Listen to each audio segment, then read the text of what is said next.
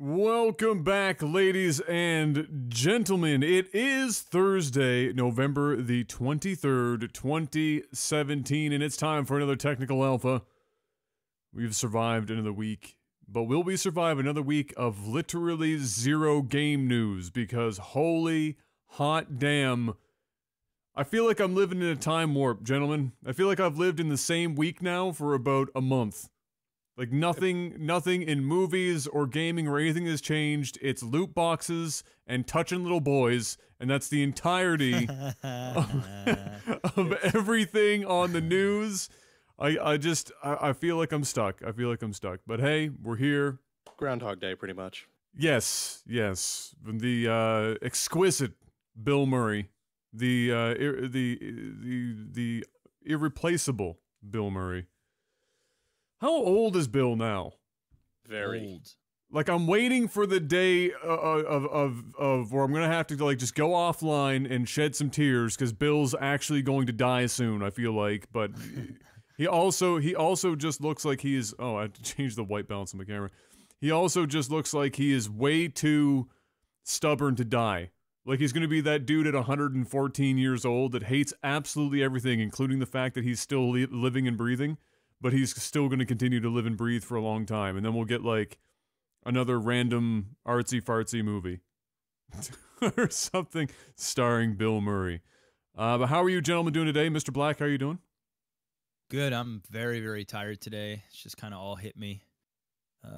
Just went to the gym and went and picked up the iPhone X. So I got that bad boy.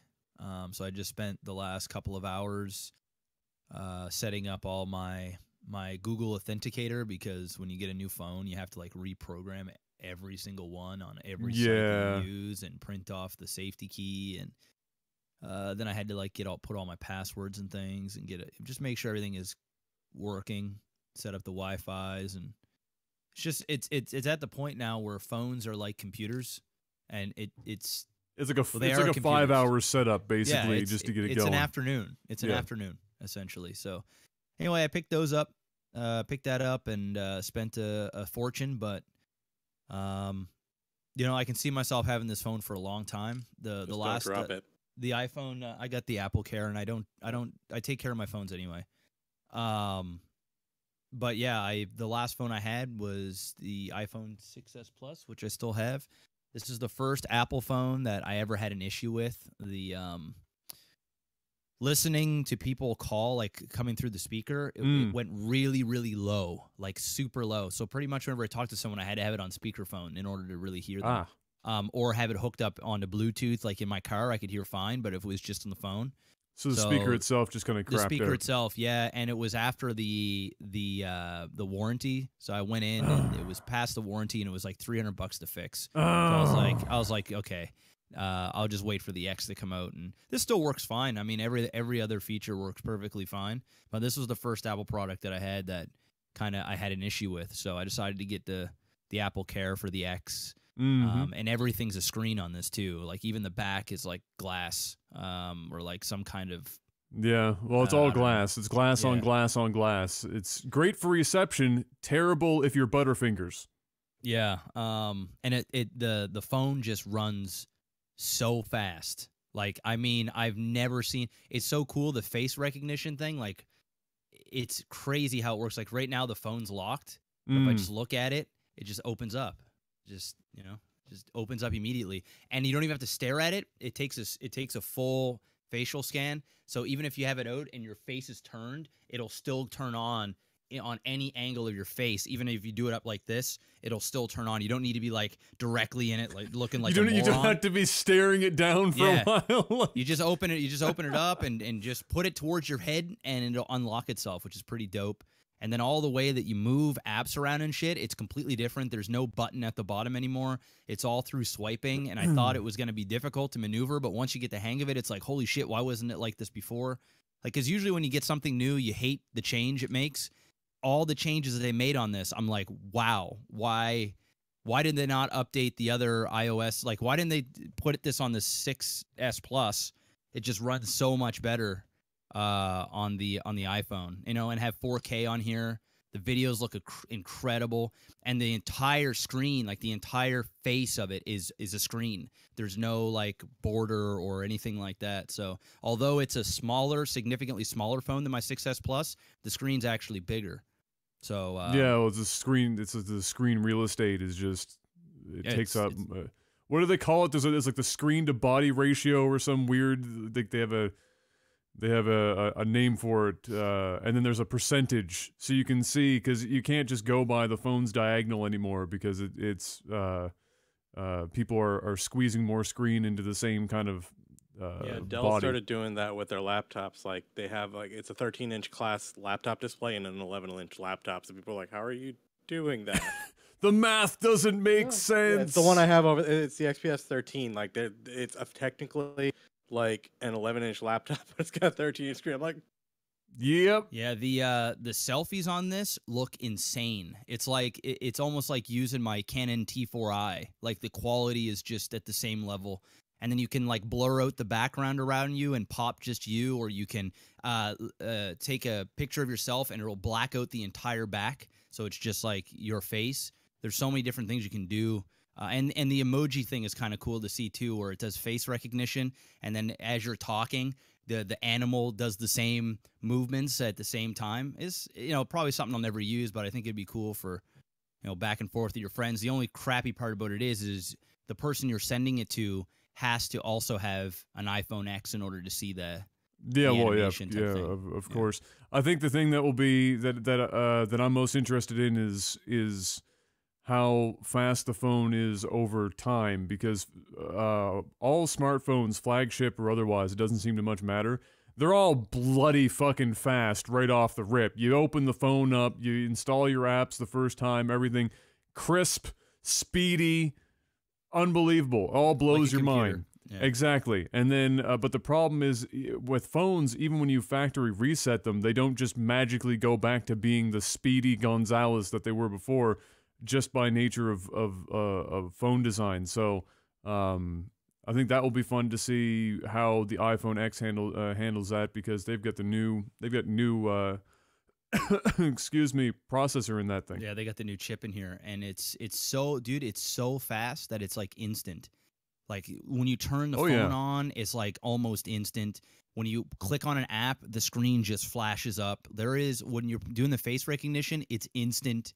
It's nuts how fast this thing is. So even if it slows down, it's still gonna blow your mind on how fast this thing is. That's one of the things I'll give Apple props for. Again, I don't really like Apple phones and stuff, but like whenever all the benchmarks and everything come out for Apple and their new phones and their new chips, they are bar none the fastest hardware that's available at any given time. by like a stupid margin. It's like 20 to 30% faster than like even the Qualcomm chips that are out now. So you know, I'll give them props for the hardware design on that part. And I'll leave it at this, but this is the first iPhone that I've had in about 6 years where I actually feel like I have a new phone, where it's like it's something special, where you open it up and it's not just like, even when I got this, or even the I think it was the 4S I had before this. It doesn't feel like a side grade. It doesn't feel, yeah, it just feels like, oh, I got a bigger screen, or you know, it's the same. This just feels like a whole new experience. It's the way it runs, the way you use it, how fast it is, the look of it.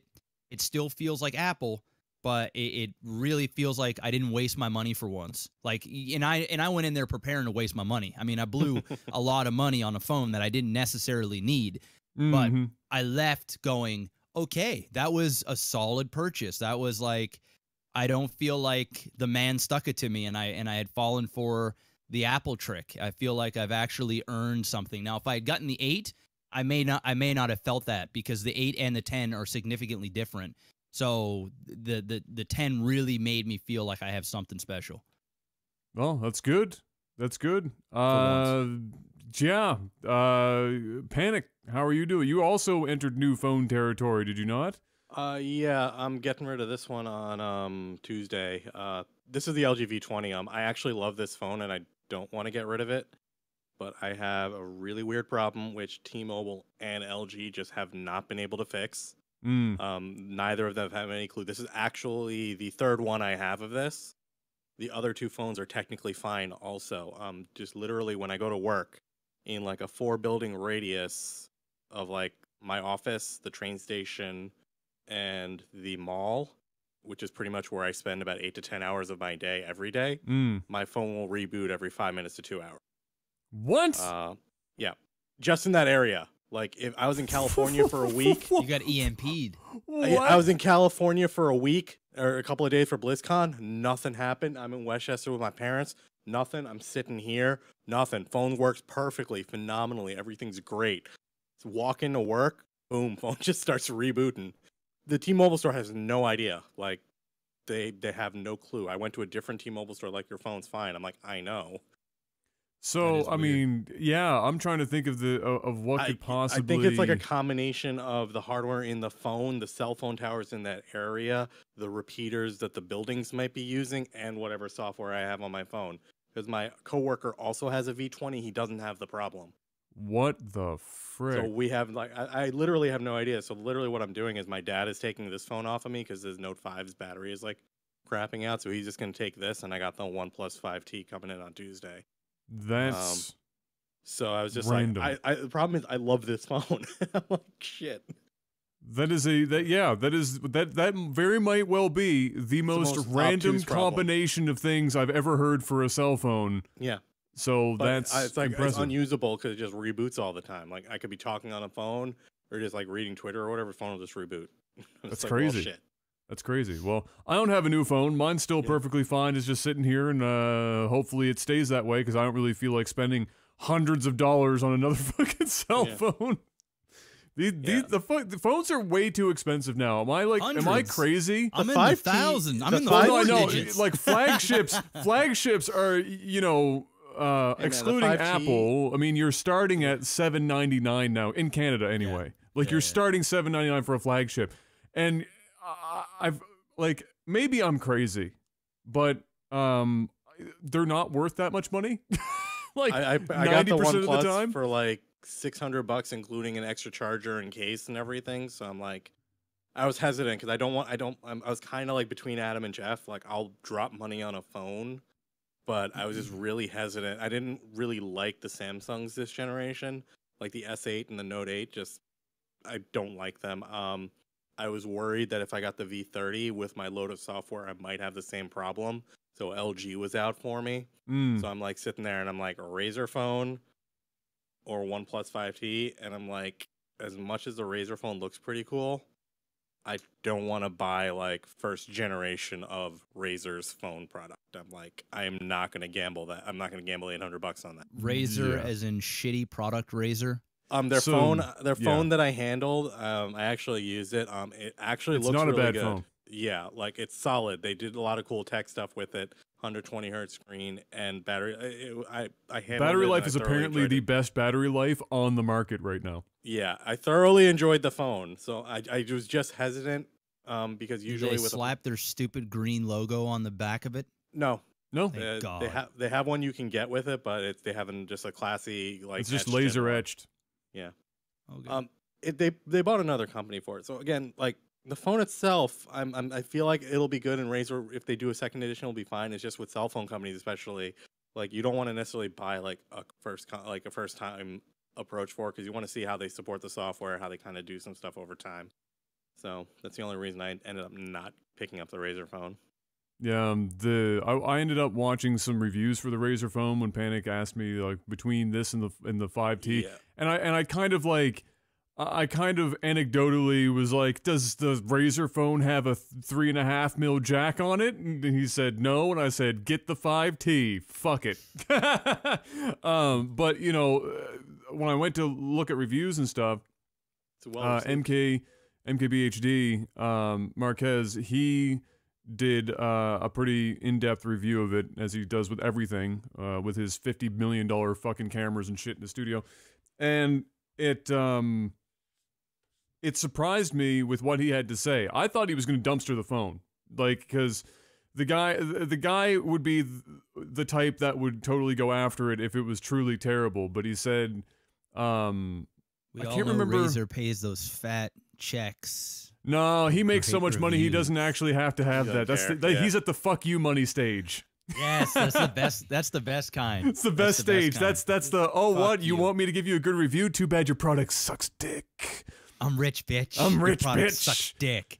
Dude, he Should've uses came at me 5 years ago when I was starving. Now I'm rich. Dude, he straight uses like the red cameras. Yeah. Like to do his YouTube. Like he's in another fucking He's got echelon. a James Cameron IMAX Yes. camera in his fucking room. Yes. $3 million. His studio is like in a warehouse. It's fucking ridiculous. So anyway, he did this review for Razer Phone. Yeah, he said it was great. The speakers on it, they really went for the gaming market. So the speakers on it are like mine, where they're two front-facing, independently driven DAC amp speakers. I don't know if he's heard these. These are until I guess the Razer Phone, this was the best phone speakers I'd ever heard. I don't need to use an external speaker. I just turn these fucking things on if the whole room is music. And that's what he said about the Razer Phone. He said I stopped using my what's the Google fucking speaker called? Mini yeah. thing. So he's like, I don't have to use that. He said I just tossed it when I was reviewing it. I just tossed it on the table. Boom, whole room is fucking just blaring. He compared it to the iPhone X. He held the two side by side on speakers, and said they ended up keeping, and it was a ballsy design decision because everyone's going for like these like sleek curves with like rounded well, they kept the edges and old everything. phone from the company that they bought up. The next bit, Robin. Yeah, they just basically, But- it's a square. Yeah, basically, but a Razer rectangle. went like brutalist. This thing is like a square brick shithouse phone, like Yep. just sharp edges. I think it looks good, but if I'm going to be honest. But they said we were thinking about getting rid of the bezels because we could, but then we realized that y'all need to be able to hold the phone. So it's got the Yeah. two big bezels on the side, and it's just like, yeah, you just hold the phone like this, and your thumbs are on the bezel, so you're not covering any screen when you're using it. Yeah. And I mean, it's that's really easy to hold. that's actually a bit of my gripe with new phones. But anyway, I'll finish up with the Razer phone. So yeah, he talked about that. The phone also, everything was basically pretty much good for the phone, except for the fact that there's a couple of nagging points. Their laptops are really good. They've actually turned around. The case, what he said I'm such a Razer was hater. hit or miss. I do and too. then the thing he had on, like the vibration for if you choose to have it on vibrate, garbage. Worst I've ever seen. He held it up to the speaker. It sounds like it was loose inside the case, like rattling around. Awful. Absolutely awful. But the coolest thing I think about the phone was that it has it's a 120 hertz panel. So he said I actually stopped putting everything in folders because I didn't care about swiping through my phone because it was fucking awesome. So because it looks so good, Apparently, 120 it was hertz. like surprisingly, it was like people were like, "Oh, 120 hertz, it's a gimmick," but then they were like actually scrolling through shit and like, "Oh wow, this is they're like, actually okay, really freaking smooth." that looks pretty dope. So yeah, so that was that was whatever. But yeah, so all in all, apparently the phone is pretty good. It's not the be all end all, but for Razer's first attempt, and obviously with some help of the company that they bought out to even make the phone happen, you know, cool. I want to see more 120 hertz phone panels. Fuck OLED because it burns in. So get that shit out of there. And then well, give what me the iPhone does is it like probably 20 seconds, maybe 30 seconds. Keeps redrawing the screen. Yeah, so yeah, redraws it. You can actually see it do its thing. So it that does what plasma TVs started doing back in the day to try and stop the burn-in from happening. Google started patching that in because the problem with the Pixel 2 and the LG V30 is they're using LG OLED panels, and LG makes good displays. They just, like, Samsung's been doing OLED for so long that their panels are literally just a class or two higher. They're just like the best of the best. So LG's panels, like, they're a lot cheaper to make, and they are really good quality panels, but they have problems that Samsung has already solved, but LG hasn't yet. So they ghost in, they have some uniformity issues and stuff. So Google's now already having to be releasing patches and software patches to kind of alleviate the ghosting problem. Like, even this phone, as much as I love the screen and I love the phone, it does have ghosting problems. And as you have the phone longer, it gets worse. It doesn't impact the use of the phone, but it still kind of sucks that it's like no one noticed this while they were building the phone and said, hey, maybe we ought to look at that. And then the terrible blue shift on that phone, like the god-awful blue shift of the Pixel 2. Oh, it's bad. Jeff, have you seen this? So I don't look up phones. So the OLED, so the OLED panel. I haven't seen if anyone tested the iPhone X. I'd be surprised if Apple let it slide. But the OLED panel in the Pixel 2 has, other than the burn-in issues, has blue shift. So if you're not looking like even slightly off angle, like, you know, if you're holding your phone below you, your phone's not always pointing directly at your eyeballs. The whole panel just goes hugely shifted towards blue. So if you just, like, tilt your phone back and forth, you can just see it go from normal colors, and all of a sudden it's like blue. Yeah, I don't see that here. Blue. There's no. So it had some pretty big gripes there. But let us know next week what the battery life of the X has been like for you after you get some time with it, because I feel like we get lots of great features in these new phones.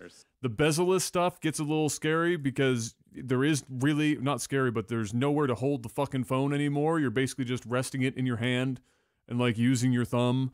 And then battery life, they refuse to give bigger batteries into these things because they want the phone to be super thin, this tiny little paper thin thing. And then in reality, you're making it, you're giving it more powerful processors, more powerful graphics, all this extra RAM and shit. And then you give it the same battery as the phone before it. And you're like, well, 6 hours of screen on time is pretty garbage for a $1,200 phone. Just give me a bigger battery. It's okay if it's an extra 1.5 millimeters thick. I'm gonna be okay with that. I'll take the 3 ounces, okay? I can. Yeah, I'm not that weak. I'm not physically that weak. It's fine. Outside of phones, we talk about video games here. It's a good thing that I actually chewed up some time because there's really nothing to talk about this week. Well, there's StarCraft. I mean, I've been playing quite a bit of StarCraft II again. How's that been going? I have to say I'm hooked again. I'm probably going to be playing this a lot. All the way up until HOTS's new patch. And you like the shield battery? I love the shield battery so much. I miss the mothership core, and I'm definitely having issues with Zerg rushes, just all-inning me, and I just don't. I'll be honest, I'm not good enough yet with how to properly place shield batteries in certain places and getting out an adequate amount of units and things like that. This is just something that's I'm gonna have to grow into. Because when a new patch comes out, I don't look up builds. I just freestyle it, and I work my way through it. I find that fun. There's no point of just jumping right in and trying to mimic a pro, although it can definitely alleviate a lot of the stress and agony of it, and instead of crying, oh, this is broken. I know that I actually still feel like the shield battery is a little overpowered. I've been doing a lot of proxy batteries with Void Ray all-ins against Terran, and it is stronger than Oracle all-ins than before. Now, it can be stopped, definitely, and I'm starting to get more and more people that are stopping it, but I feel like when I get really good at doing it, like as in like Oracle There's good, going to be a really small window to counter.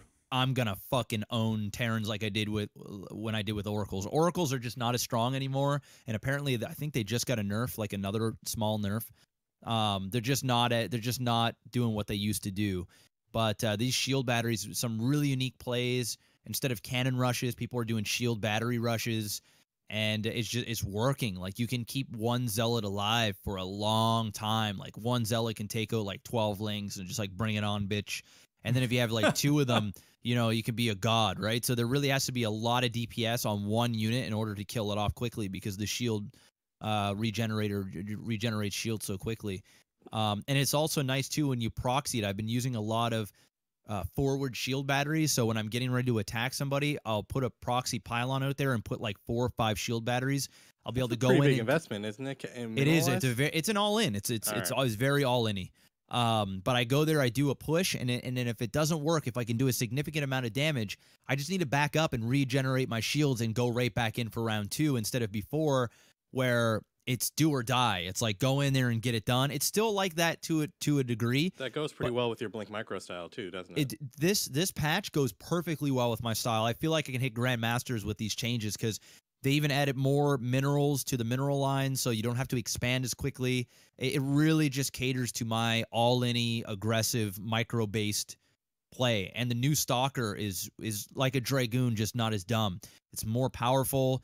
Against certain units, it shoots slower, but man, it's beefier. They can stop mutas very quickly. It's very, very different. I'm loving. For once, we got a Protoss patch. For once and forever. It feels like when we got a patch, we actually had some changes and something to look forward to. Usually it's Terran and Zerg that's getting all these changes, and Protoss just gets nerfed. And now we finally got some nerfs for sure. Like no Mothership Core completely changes. The PvP now is super exciting with the shield generator. It just makes for exciting games, and you can open up in multiple ways. Colossus are back too. Colossus are so back. Yeah, they're ripping Bio apart and ripping up Zergs and Hydras.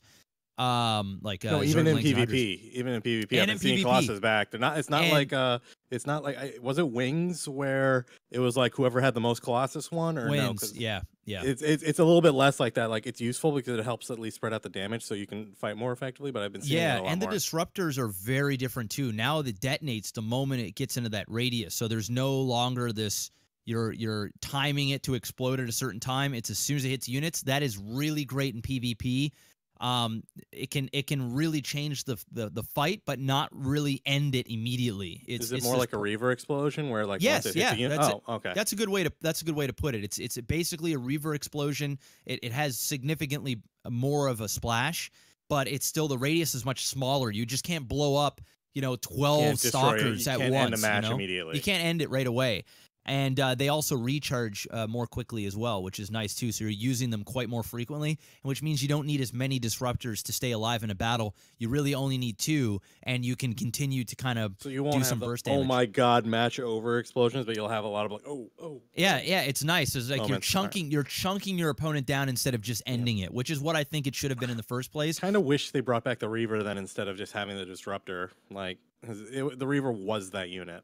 Yeah, I mean, the disruptor's fun.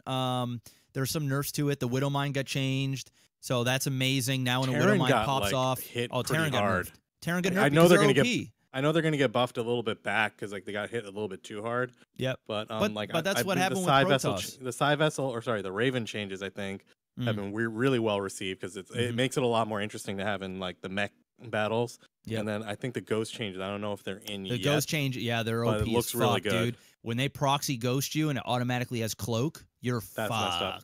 Yeah. So you really have to scout like that. Their ghosts are the new Oracle for like Protoss. Like they can end games like that. If you're not ready for cloaked ghosts, you're done. It's just game over. Zerg's using a lot more infestors again. They had to bring the infestors back a little bit because they gave them way too much. The infestor is definitely in the game again. Swarm hosts are back. Hydras are up front and center. I think Zerg is very nicely balanced right now. They're very, very strong early game. I find they tamper off a little bit mid game, and then they're strong, very, very strong again late game. Is the Immortal have much play? The Immortal just feels like the Immortal. I don't think there is.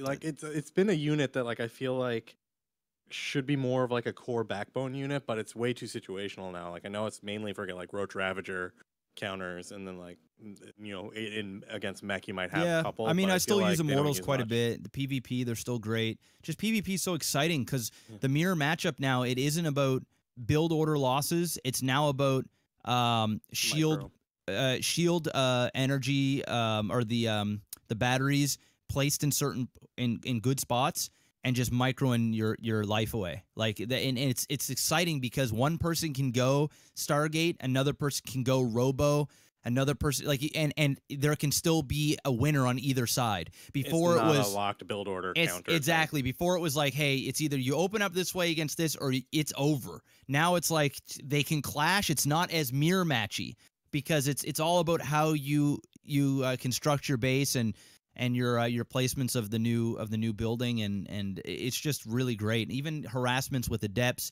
everything is so much different now that this shield battery's in play, and I really have to give it to Blizzard. I was pissed as fuck when I heard this. I'm like, how am I going to deal with muta harassment? How am I going to do all this? Back to HOTS, right? Yeah, Chrono Boost is back, which is amazing. It's just, I love it. This feels like the expansion we should have gotten. This feels like Legacy of the Void. It's exciting. It's fresh. The game is free to play. This is like a really good time for StarCraft right now. I'm not going to lie to you. It's a real, and I want to hate on StarCraft as much as anybody else. I want to bitch, but I was wrong here. I'll admit it. I was wrong. They did something real special with this patch. And I know I'm a little bit biased because I'm excited Protoss is doing well and it's fun to play. But you have to understand, man, Protoss has been thrown in the mud. I mean, we had Legacy of the Void, and we got nothing for Protoss. It was just, it was more Zerg and Terran. It was like, when are we going to get our expansion? When are we going to feel like we have a change? And now this is finally it. Obviously, Terran players are very salty right now, and I will admit the proxy, whatever they're fucking called thing. I keep forgetting the name of this powered energy battery bullshit. Shield yeah, battery. that's tough, man. That's a tough thing to stop. So they may tweak that a bit. The shield battery plus the not shield battery, the proxy, the Oracle changes that they had in there was like particularly like devastating to Terran. Like I don't know if that patch already. They're getting nerfed. I know they're getting nerfed. So, I know they talked about how they're going to do that. They're just like the timing push for Oracle was too aggressive, so we're like, just that's because of the Chrono Boost, right? Yeah. The Chrono Boost got out the Oracles too fast. I noticed that because before they could have like 6 Marines and you could kill it. Now they just don't have enough. So you basically, if you're Terran, you got to rush out your engineering bay and get a turret up. And then also before with Widow Mines, Oracles were easy to stop because what I would do is I'd bring out an Oracle quick. They'd have a Widow Mine. I'd kill as many SCVs as I could. Once I realized I was out of energy or I was about to lose the Oracle, or even sometimes I'd sack it. So the Widow Mine, I would forcefully go over the mineral line. The Widow Mine would hit my Oracle, but I would position it in a way that the splash damage would hit all the SCVs. By the time that happened, my second Oracle was hitting their base, and it was just little tiny zaps to kill off every almost dead SCV, and it was GG. Pop. But now with the Widow Mines, they don't stay there anymore. So when you kill off your Oracle, it's even more worth because now when the second one comes in, it's no longer cloaked or no longer burrowed. So you can kill that Widow Mine. You can get rid of it and go after the SCVs. So they have to produce another Widow Mine. So yeah, it was tough. So I'll admit it.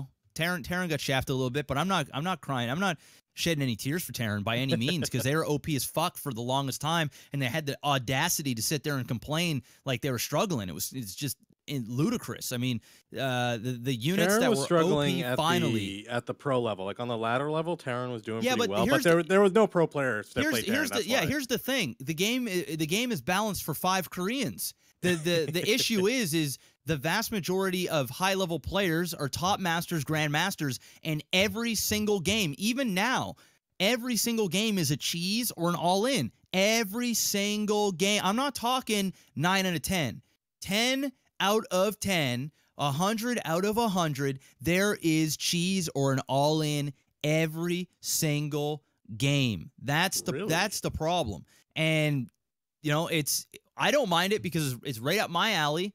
But that's the reason why a lot of people are getting don't have the patience for it, because they go into a game, it lasts. I think probably if they did a pool, the average StarCraft game is probably 8 minutes. I was gonna ask, because with all these patch changes and stuff, how long has the average game become? No more than 10. It can't be. There's no way. 10 to 12 minutes tops. Yeah, there's just no way. Yeah, there's no way. There's late game. If I played an 18-minute game 2 days ago. And at the end of it, I felt like I just had sex for 4 hours. Like, I was exhausted. I was like, what the fuck? I'm not used to this. I was like panting and shit. It was like going to the gym for the first time in 6 months, and you're just like, everything hurts. That's what it was like to play an 18-minute game of StarCraft. I remember back in the day, I'd play 15-minute games of StarCraft like it was nothing. Like, it was just like, the Swarm whatever. Broodlord, like cancer games versus Terran Mech. So anyway, StarCraft's good. It sounds like it's in a good place for you and anyone else who has that similar style of play. But I wonder what that ends up resulting from a viewer perspective. The games are more exciting to watch. They're exciting. It's very high micro. It is just Panic nailed it. It's exciting to watch. It's not boring. There's more freedom to be creative now. You can do a little bit. You're a little bit more flexible on the builds. Like, again, what Jeff hit on in the mirror matchup thing actually applies to kind of all of the matchups. Like, it's not necessary. You're not like kind of locked into the optimal counter strategy for whatever your opponent's doing. There are still the optimal strategies, but even like some of the more creative strategies will work just fine now, where you won't necessarily get punished because you don't have some mineral count of units out. You can actually be creative and mess around with it. Your shield battery placement can keep you in against like a roach push a certain way, which then lets you counter with a different type of unit tech than you would have normally had to do. It's really great. And I think eventually, probably in 2 months, the meta will shift and we'll see the same builds and things. But as of right now, I mean, this is an exciting, if you're a StarCraft fan, oh my goodness, it's fun to watch. It's even more fun to play. And kudos to Blizzard for actually this. I was so skeptical, man. I was like, fuck, this game is so dead.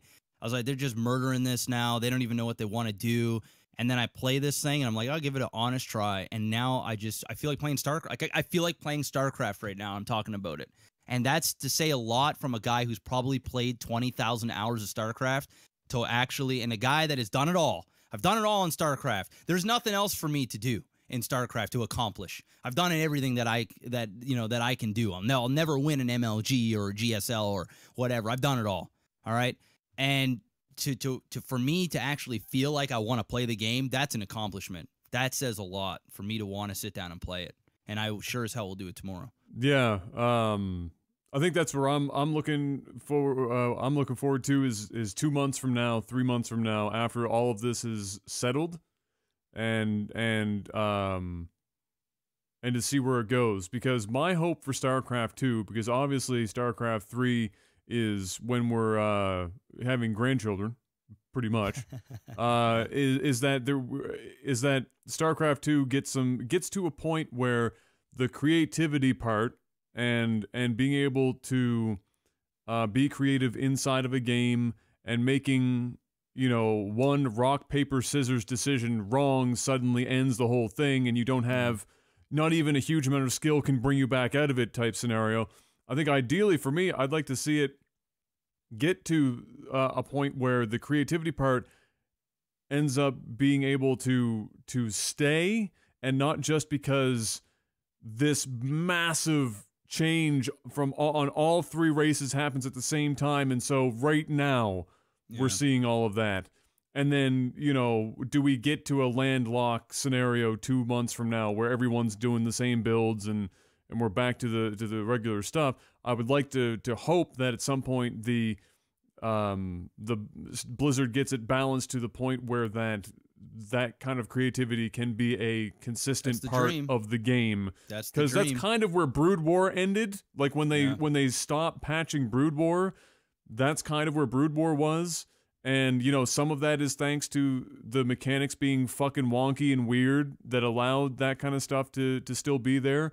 I don't think it's out of the realm of possibility for Blizzard to get StarCraft II to a point though, without the wonkiness of Brood War to keep that creativity. But that's my hope for it, because if that becomes the case, then StarCraft doesn't stagnate.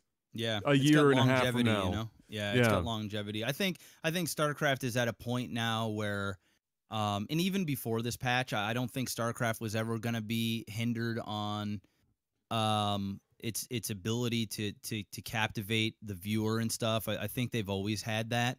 But I do agree. I think this may be an opportunity to keep the game feeling fresh over the next 5 years. You know, just keep it fun instead of just so monotonous. Yeah, that's it right there. But good patch.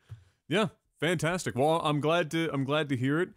From a viewing standpoint, I look forward to it being completely, let loose for a while and see some tournament play out of it. And definitely when it gets into the hands of the 5 Korean gods that they balance the entire game around, watch what they do with it.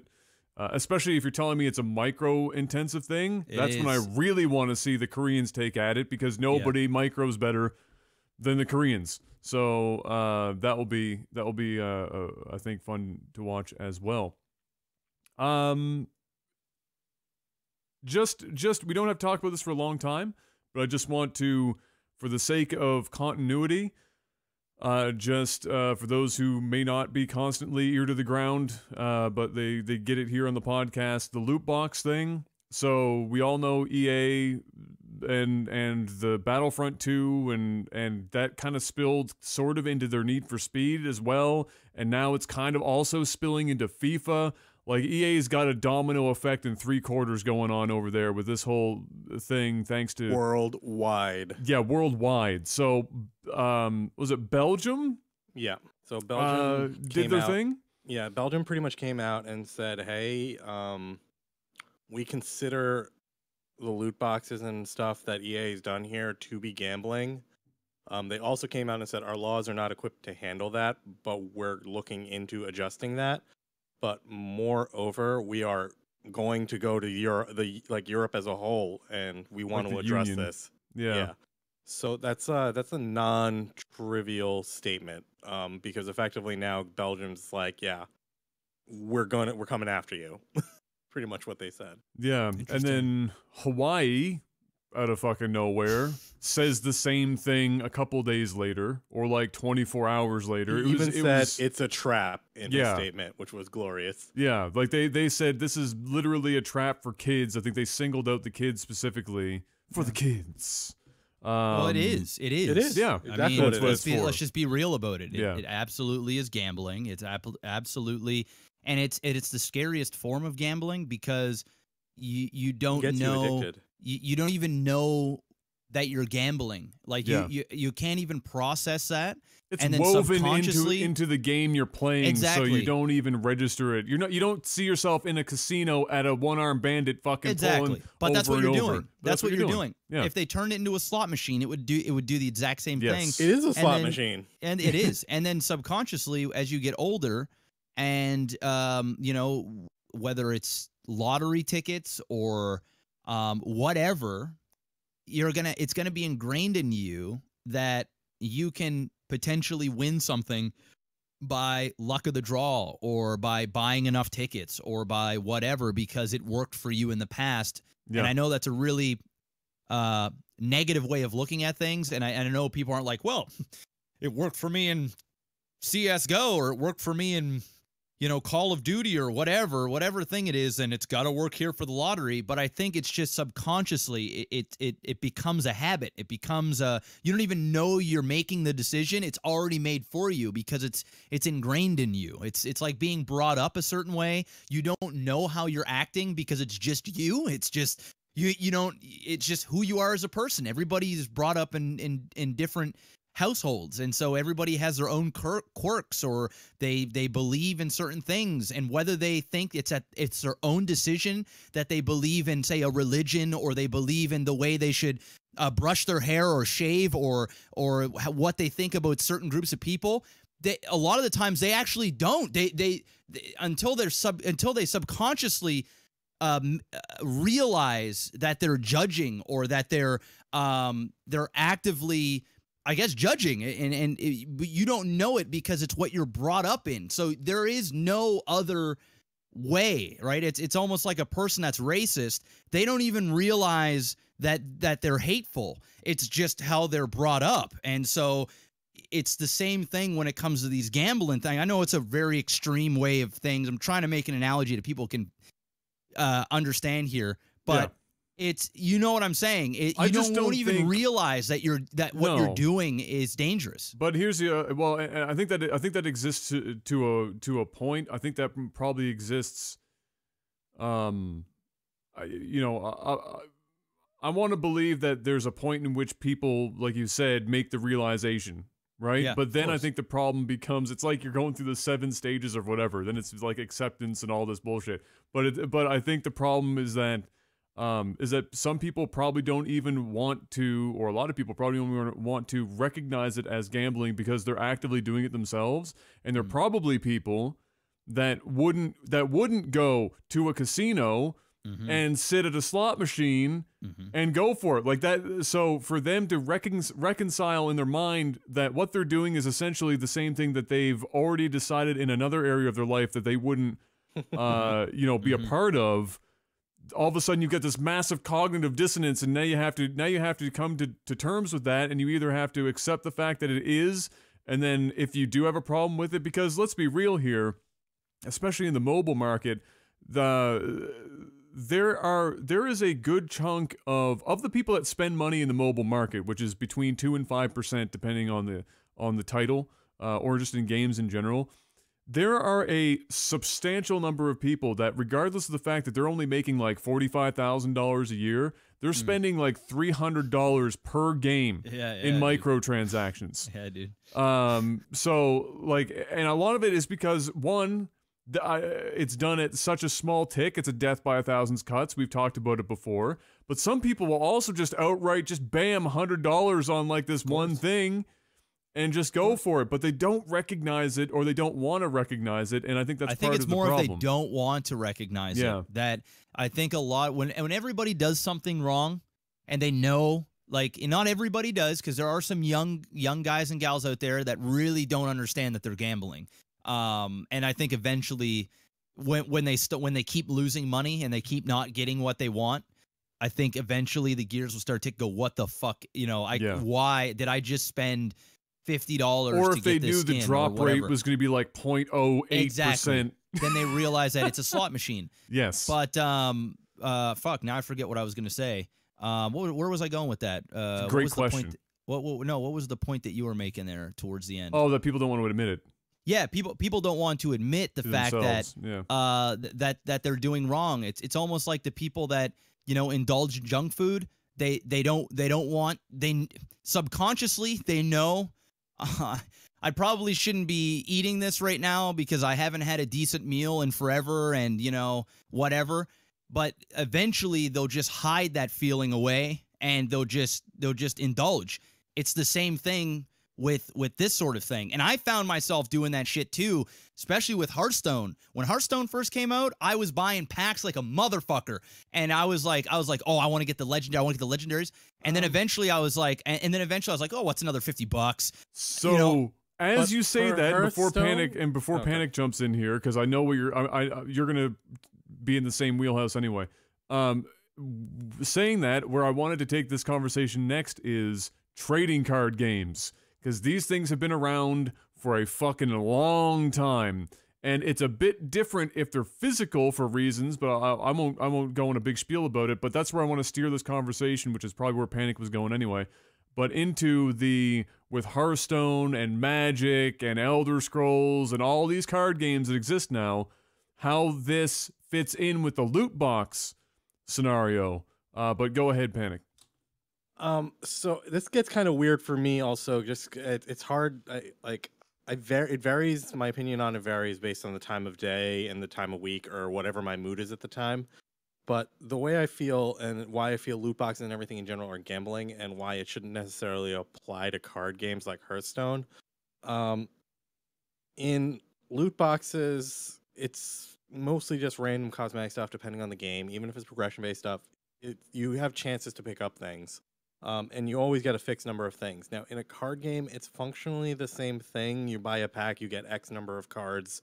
Yeah. And I feel like it's a fundamentally different thing, especially for card games.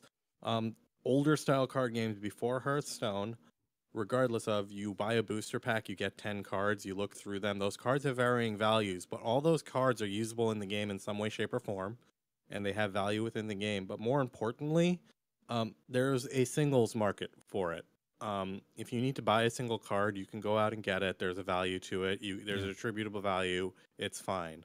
And to me, that isn't necessarily gambling, even though you might pay $15 for it and you might only get like $3 worth of value in the cards or whatever. And the variable value of the cards. I don't think that's necessarily gambling because, again, you can trade those cards, you can sell those cards, you can do that. Hearthstone kind of changed that, and some of the more online ones kind of changed that because there isn't necessarily that singles market. But I feel like those cards are still usable. You can do things with them in the game. I don't feel like that's necessarily like gambling per se, because that's kind of the whole point of it. Like, you build up decks and stuff. I semi-agree. I still think even buying card packs is still a form of gambling. I think whenever it's on chance, and you don't know the outcome, and I just really feel like that is gambling, but it isn't. It's one where it's accepted, and you still get a physical product. You get value out of it. Yeah, you're still buying it, and you have it.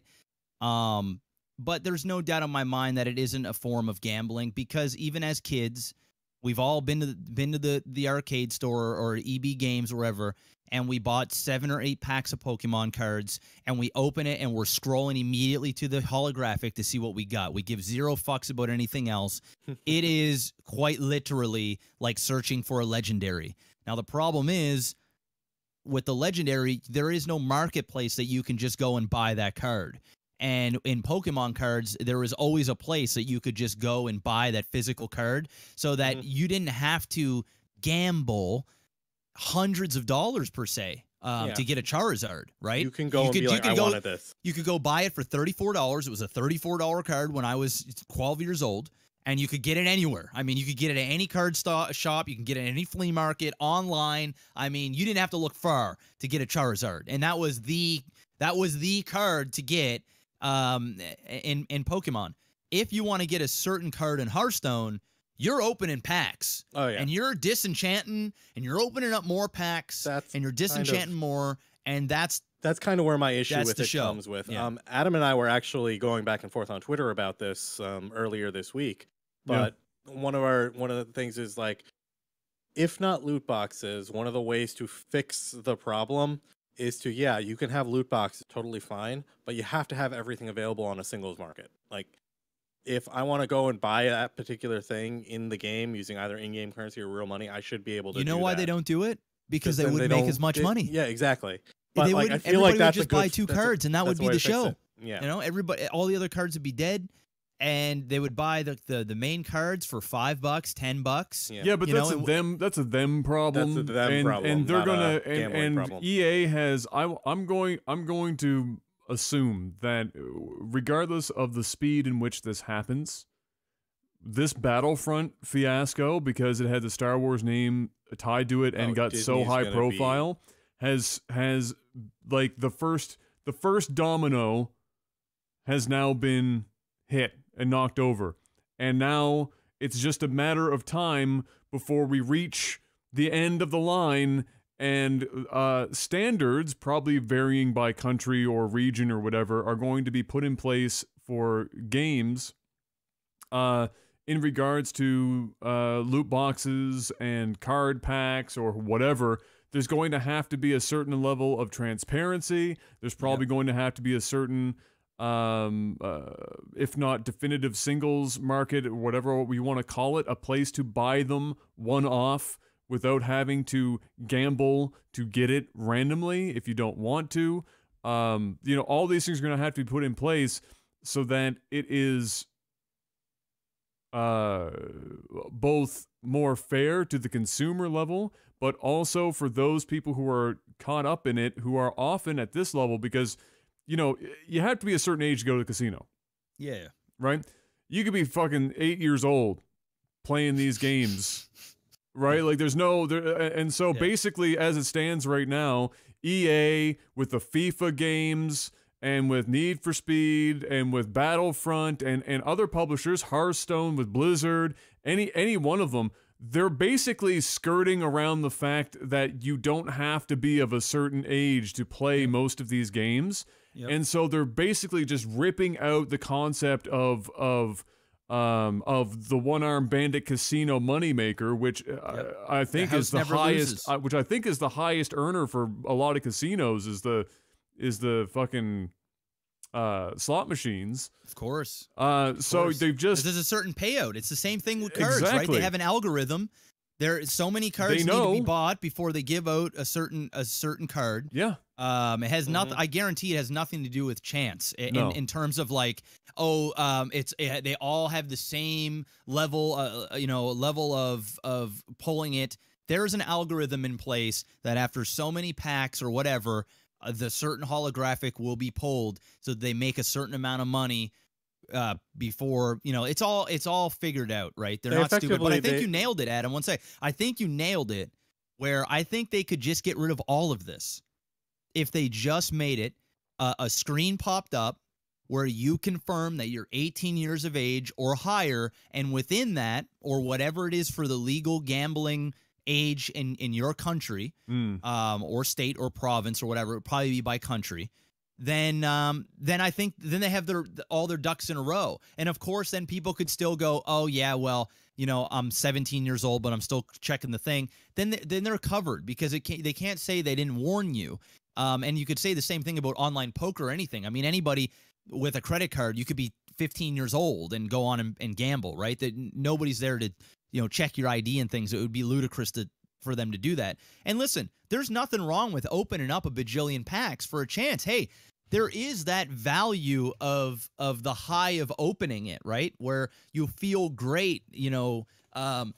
It is a high, right? It's a drug, and chemicals go off, and it feels great. The chance to pull something, you see the orange color, and you get excited. Your voice raises. You start to sit up in your chair. You're ready to go. And there is value in that. There really is. That's just it. I mean, you can't. Only the one person an individual person can actually put a dollar value on how that makes them feel. Some people don't care. They just spam through, but some people like take their time and hover over, and it's, you know, it's a process. Everybody opens up card packs differently physically. Some will just go right to the back. Some will slowly go through them. They're their own process. So I think if they just came out and put up a screen, this is 18 years of age or older, Bob's your uncle. I think it's done. I think it's a done deal, because at the end of the day, not everybody cares. Like guys like me, I don't care. I don't have a problem with opening up packs or looking for a skin. This isn't a bashing hour on is this wrong or right. Who cares? Let the individual decide if they want to do it. I'm not here to play dad, and I don't think Blizzard or any of these companies need to play the father figure and say, this is what you should do. I mean, obviously there's some sort of ethics involved when they know that there's young people that aren't fully developed in terms of maturity or understand what they're getting themselves into. And I think putting out a disclaimer and have them click accept is the very bare minimum they could do, and it would solve essentially everything, I think. Yeah, I'd like to see it taken further than that. Would I like to see a disclaimer? Yeah. Yeah. Because the core of it for me is that, you know, there's a reason why we've gated gambling at a casino for age. Like, there's a reason that fucking exists. Yeah. You know, people destroy their lives with gambling of any kind. People destroy their lives buying shit on mobile games, for fuck's sake. This is like it's and they is that their lives from shopping online? Yes, and is that and is that their is that their own thing to tackle? Yes, but if we can at least make efforts to stall how long somebody or to keep them away from it until they're older and on the off chance more mature about how to understand and assess what they're actually doing, I think is better because yeah, not everyone should be playing mom and dad at a company level for what they're doing. And yeah, like you said, yes, ethics come into play, but most corporations don't have any fucking ethics. Let's be fucking honest. They're all fucking diddling little boys and friggin' like sexually harassing the female employees. They ain't gonna give a fuck about kids gambling. Let's be honest. Ain't that the truth?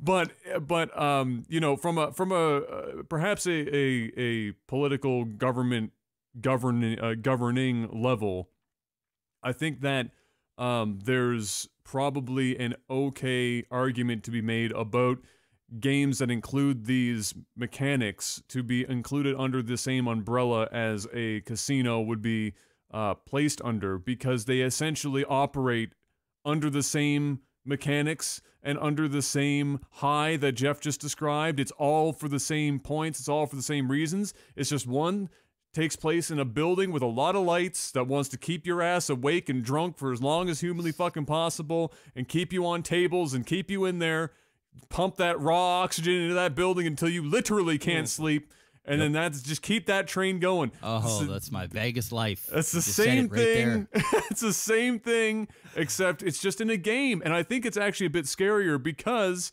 it doesn't, you know, when you look at a game like Star Wars Battlefront or Hearthstone, you don't see a casino. Right? You don't look at it like a casino. You look at it like a fucking video game. So it's a little bit more sinister to me because they're getting around it so easily. The casinos, the slot machines are now video games, right? There's bonuses and there's games you play. Yeah. They know what they're doing. Right? Oh, yeah. They know what they're doing. Oh, they're on it.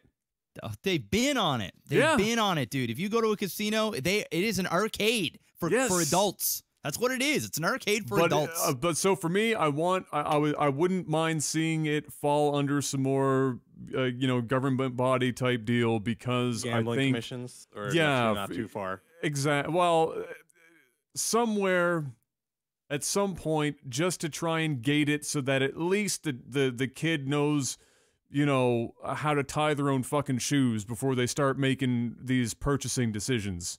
Because if they're doing this stuff when they're younger, they're going to apply the same shit to a casino or to other. So if we can delay that, I think that's probably the best. And however that happens, I don't really fucking care whether it's at the company level because somebody grows a conscience, or whether it's at a government level and all the fucking. You know, whiners complain about more government control over more shit that should just be free market, whatever. Fuck you. Just get it to the point where people can actually think for themselves, and then let them go nuts and spend $400 on Fire Emblem on their phone or whatever the fuck else they want to do. Give her the business. But again, with the playing cards thing, I think that's the trickiest part of this whole scenario because they've basically been grandfathered in. Like that system for physical cards has been basically kind of grandfathered in, but I think the saving grace definitely is the fact that you can at any point in time just go out and buy a single card. But Hearthstone does not get to have that same luxury because they've avoided that entirely. And so unless you're crafting it with dust, which would be the weakest argument, if they went to Blizzard and said, open a singles market, and they said, nah, you know, you can craft any single card that you want with dust. That would be the saddest fucking rebuttal for this whole argument, because really, what do you do to get dust? You fucking disenchant your doubles and shit that you've got from opening other packs. So that would just be so.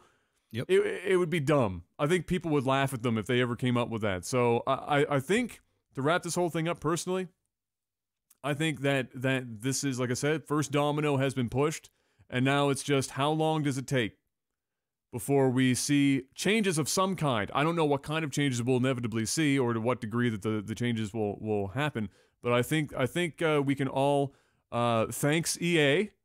Good job.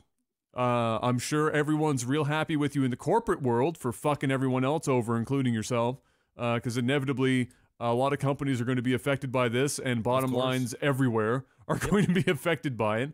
So, yep, it's going to be bad. Someone lost their future jobs. Somebody just lost everything. Yes, absolutely. You ruined monetization for everyone. I'm surprised. I wouldn't be shocked if there's like a hit out on that person somewhere. Like, so he's definitely blacklisted for sure. Bye bye. We had a good thing going, boys, and you guys got greedy. You guys had to go ahead and get too greedy. Hey guys, VR gaming is a thing. I know everyone forgets about it because nobody's making fucking VR games at any kind of appreciable pace. But you know who is making VR games? Bethesda brought out Skyrim VR, baby! Because it's gonna be at every single platform. So tired of talking known to man. Skyrim, just die. Like I know it's kind of funny to joke about the fact that Skyrim is literally just getting ported to absolutely everything. But Skyrim's the new Final Fantasy 15. But can I just say, no, Final Fantasy 15 doesn't even hold a candle to fucking Skyrim's legendary status of porting and rebranding and fucking remastering and everything else. I know this is a first world problem in 3/4, but I'm actually starting to get angry every time I hear the word Skyrim associated with a new fucking release. It's starting to annoy me. Like, it comes out on the Switch. Every publication blows Bethesda's dick. Friggin' like 6 years after the games come out, it's still getting 9.5 out of 10 when it runs at like 4 frames a second on a Switch and looks like a fucking potato. Get the fuck out of here. Give it to a reviewer who hasn't played Skyrim before, doesn't have rose-tinted glasses, doesn't want to blow friggin' Bethesda's, blow smoke up their ass. Like, nothing like that. Just give it to somebody who's never touched it before and watch as the score fucking plummets like you wouldn't believe. Like 4 out of 10. Game was good 6 years ago. This is bad. Like, it's just full stop. VR comes around, and if you guys seen what this game looks like, you should definitely look it up. If you thought Skyrim looked like a potato before, look up Skyrim VR on the PS4. Potato is, I think it would be a crime against potatoes everywhere to call it a potato. It's worse than a potato. Not only are the draw distances worse than Morrowind. Looks like ass.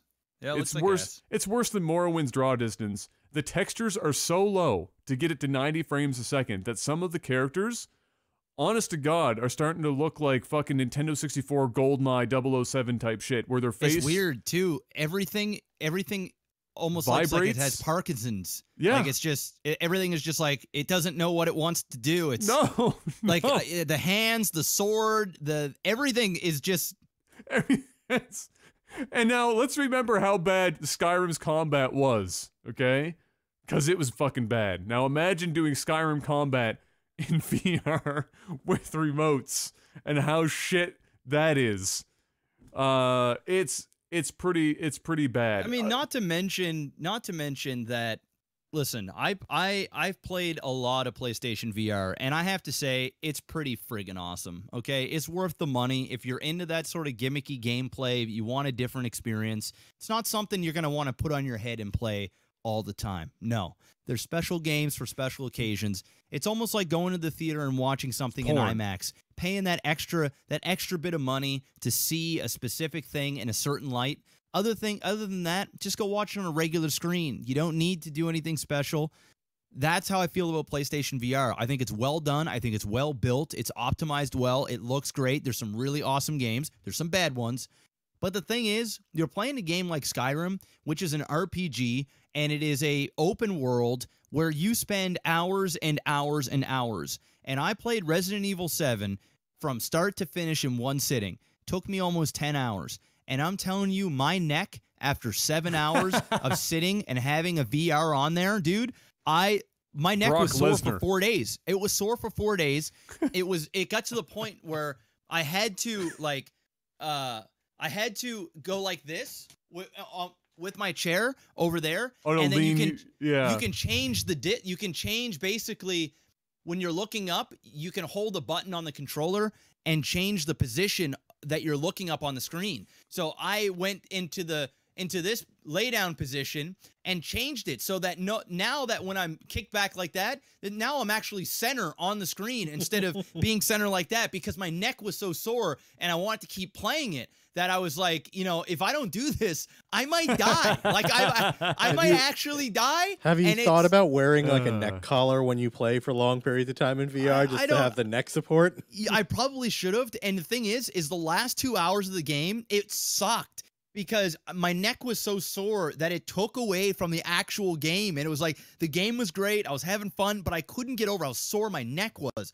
So who in the right mind is going to sit down and most of the Skyrim players out there, the ones that are buying this are hardcore Skyrim players. I mean, there's going to be very few new people. There might be some VR enthusiasts that'll pick this up for the lulz. They'll realize the game is shit and they won't play it anymore. But for the vast majority of these guys that are going to buy this shit, those are the type of guys that'll go out, buy Skyrim, and buy a VR for the Skyrim and sit there and play that thing for hours upon hours.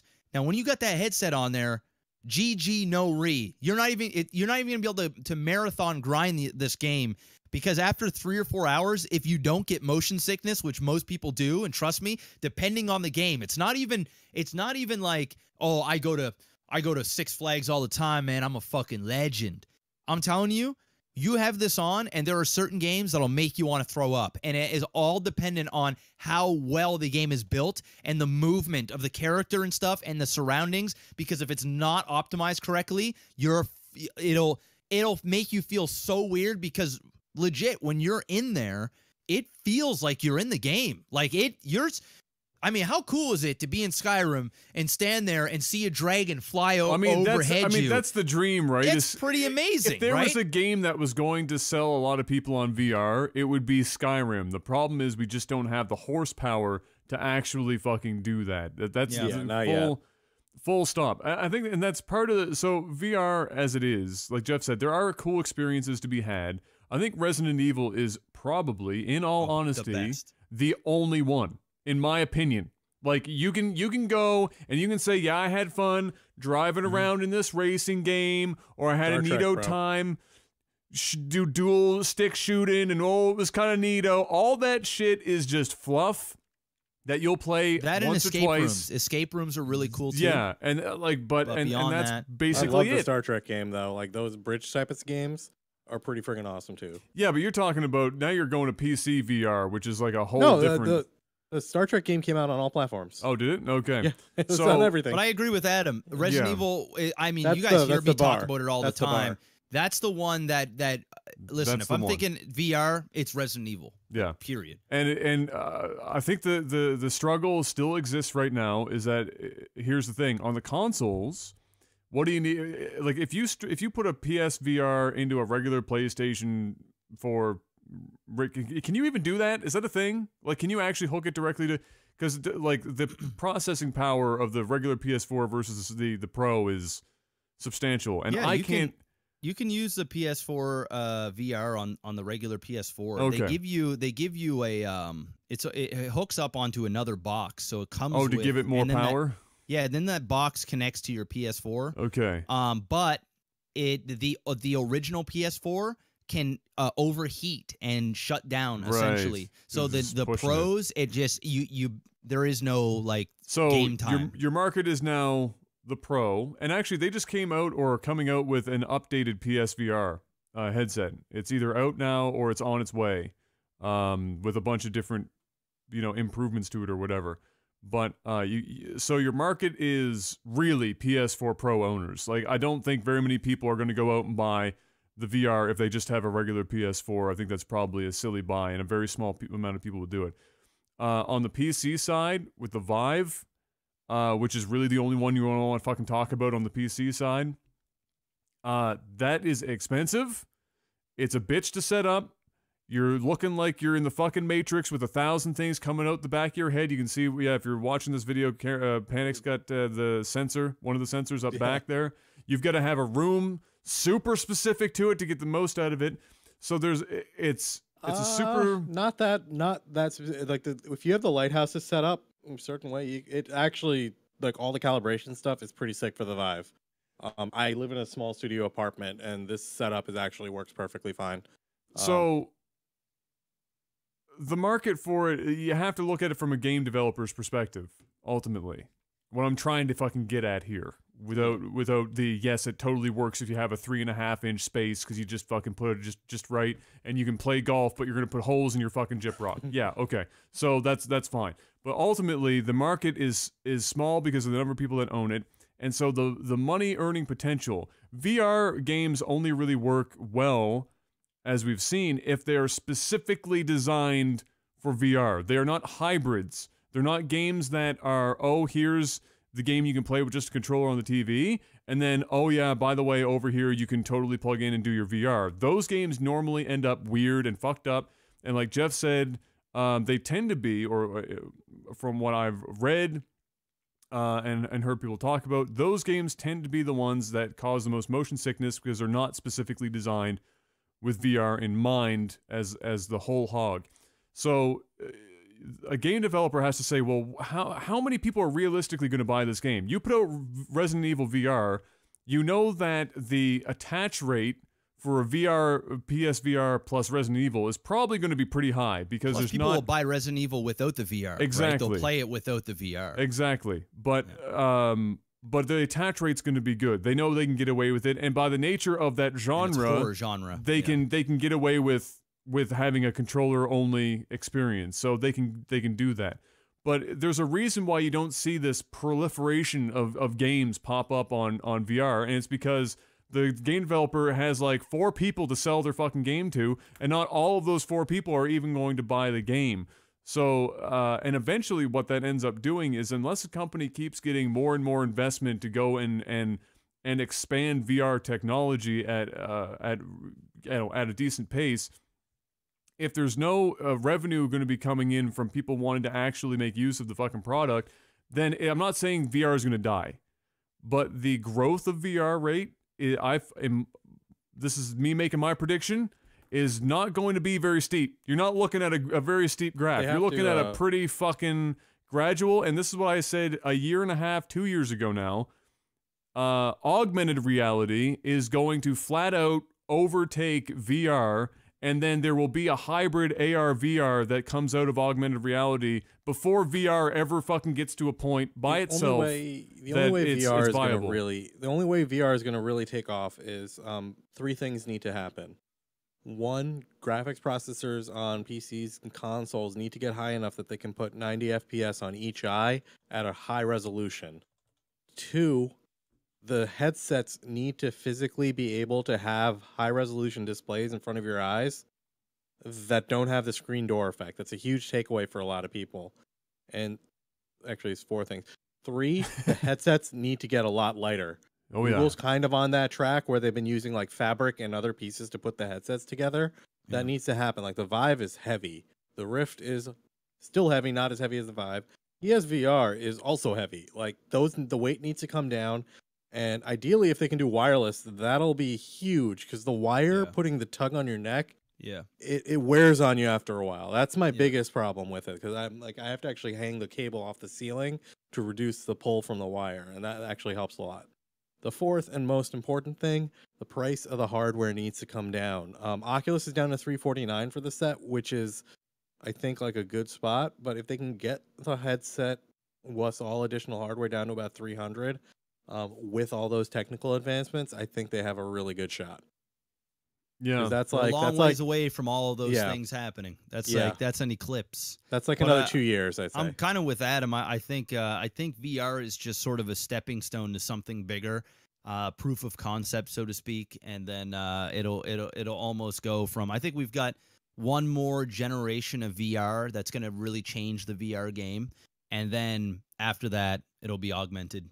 It'll just be. I think they were just too early again. It's like Jeff has behind him early days of trying to pull off VR back there, and boy, let me tell you how fucking bad that was. And now here we are again, all these years later, and yeah, technology is a damn slight, better, but it still doesn't change the fact that from a user experience level, we're still not at the point of which we can pull that off, and a lot of it has to do with just flat out powering these units, batteries, and everything else is just all part of the problem. At least at a consumer price, right? It can. I'm sure it can happen, but we're talking like NASA dollars. So you want to spend 20 grand on something that's gonna fucking blow your mind. Sure, I am 100% sure we've got the technology to make like you in front of me right now, but at a consumer level that you can go into Best Buy and buy. There is just we're just not there yet. With the technology, just isn't there yet. I don't even know if I'll just use the same terminology at a NASA level. I don't even think we're there. I mean, the stuff that Microsoft is showing off that isn't available at the consumer level for augmented reality is, I think, aeons ahead of any VR set that exists right now, and even that is markedly off into the future as to when they can bring that to bear, and that's with Microsoft dollars and Microsoft being the computer mammoth that they are. So I think for anything, augmented reality will be more useful regardless, and in the entertainment space it's perhaps naive to think that it'll be a replacement for VR, but I think that there will be a hybrid somewhere between the two that will end up being. I just feel like AR might get to the point. The thing about AR is that when you put that on, the room just becomes whatever you need it to fucking become, right? Like you just make that happen. So AR will, in a weird way, end up just being VR. But instead of having to have something that encloses your entire vision, the room just becomes whatever the game needs you to, to see or interact with. And so, because I mean, think about it. Look at how big TVs are getting now. Like the average TV size is fucking massive now. Like I was just in Best Buy today for $179. Yeah, like what the shit for 4K. The sales that are on right now, the Black Friday sales in Best Buy today, and you go to the TV section, and the smallest TV you find, you've got to go to the back corner of the Best Buy wall section now, where you're buying walls. You're just like, I'll take that wall there. Yes, that one looks nice. And it just keeps getting bigger and bigger. Like we're hitting to the point where we're at this 85, 90-inch TV, like just fucking massive. And so with augmented reality, if you're already looking at a TV that's basically the size of your fucking wall to begin with, like what more do you need? The augmented reality projectors anymore. Your fucking TV screens are the size of what a projector can do, and it looks way better than a projector. Oh my god, yeah. You have to spend like 5 times on a projector what you could on a TV to get the same kind of quality. I occasionally, just like when I played Mario Odyssey, which by the way is the best Mario I've ever played in my entire life. I'm just gonna throw that out there. So good. The best Mario game ever created, ever in the history of ever. It is absolutely mind-blowingly amazing, and I'm like a Mario 64 fanboy, and this thing makes it look like child's play. It's so fucking good.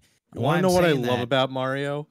It doesn't punish you like the other games. Dude, the like game you die, is just, you lose some coins, you just go back to having fun. It's just fun. Who gives a shit? It's fun. Makes me feel like I'm 15, 14, 13 years old again, and I don't care. It's awesome.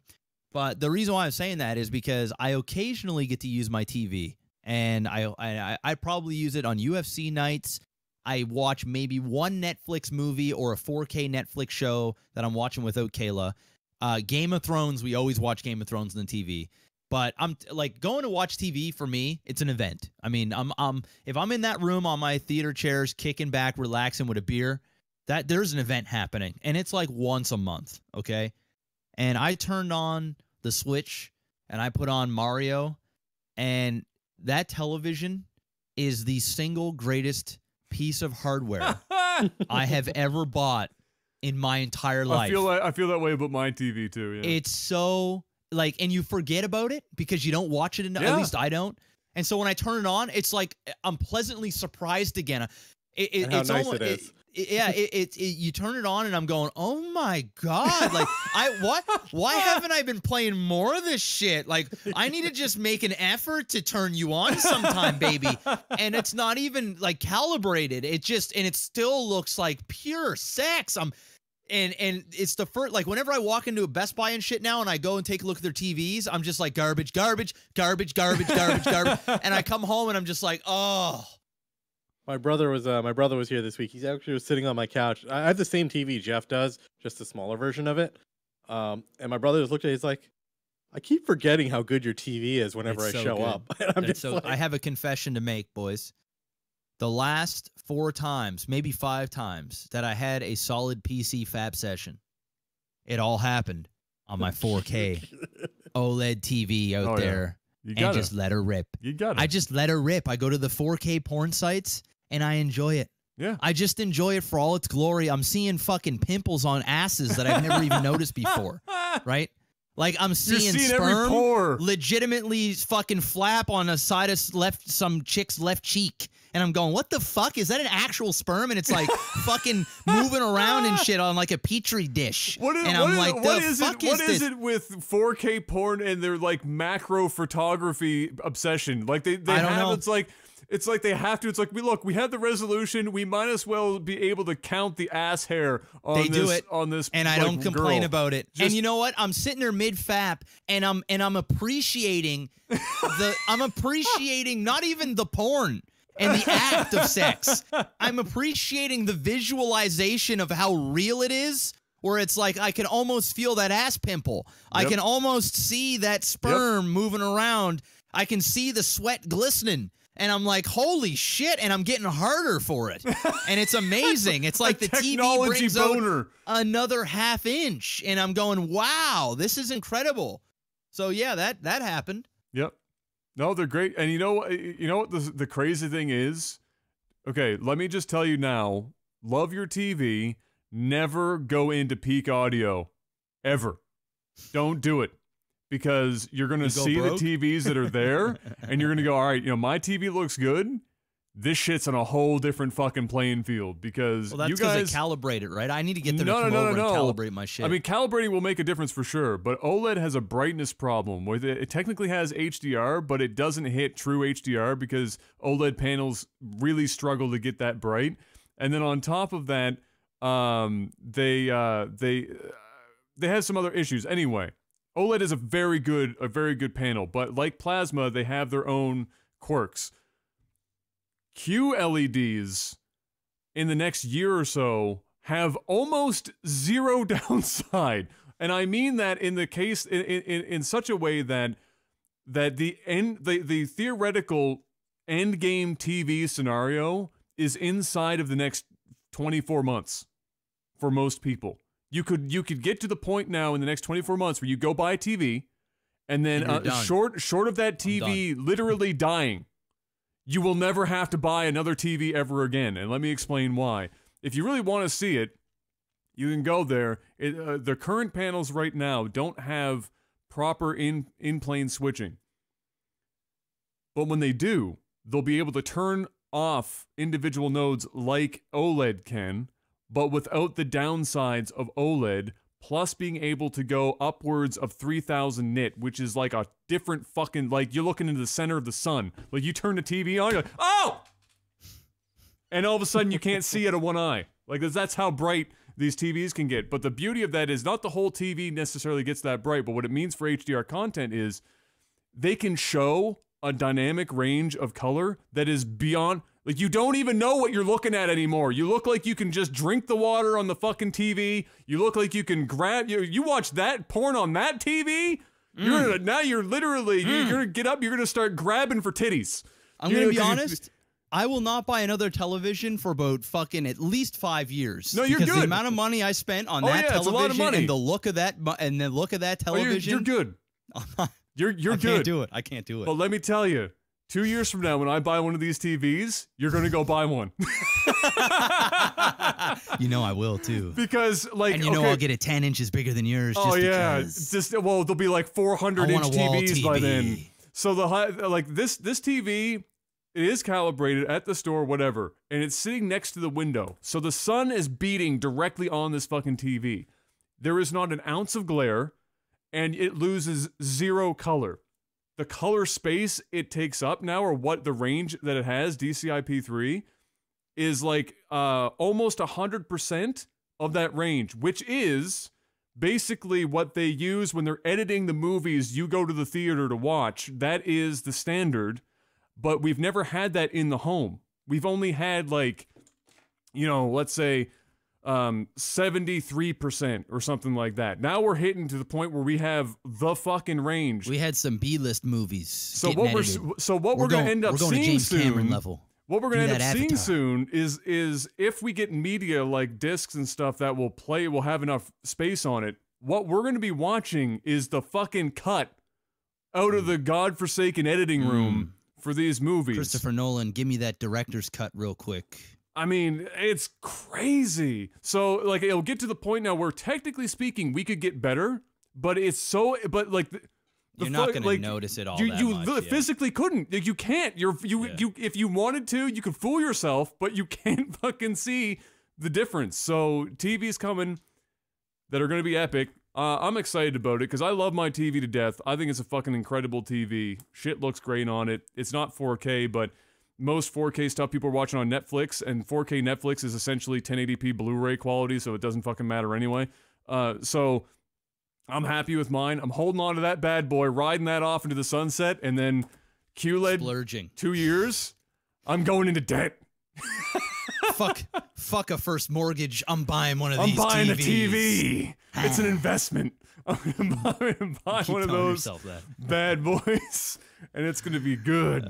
But yeah, anyway. Now that we've gone off on that on that random tangent, I guess to bring it back to games, we're coming up to the Game of the Year section of the year. I know we don't, as a collective, don't even play enough games to be able to necessarily call games of the year, other than, you know, just what we've individually played.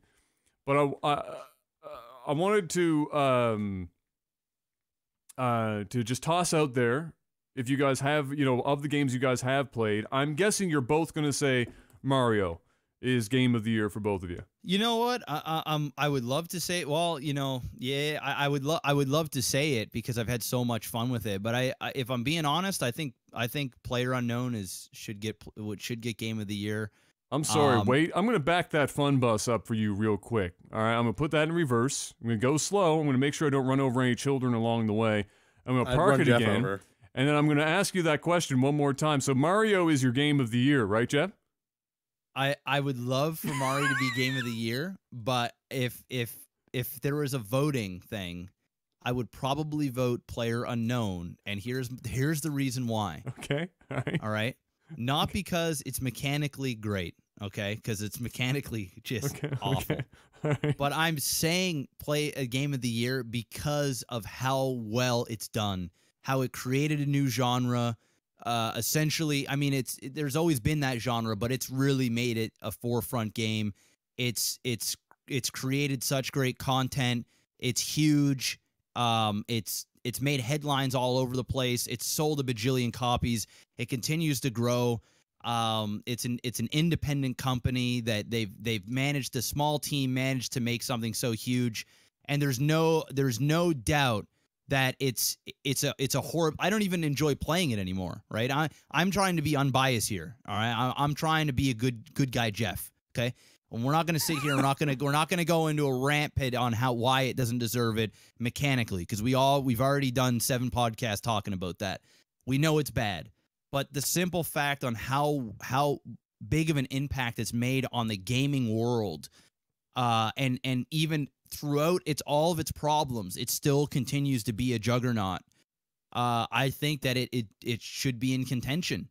I can't give another Assassin's Creed or another fucking, I don't know. I just can't give another one of these Shadows of Mordor or whatever game of the year. It's too easy. It's the same. It's like, okay, congratulations, your sequel didn't suck.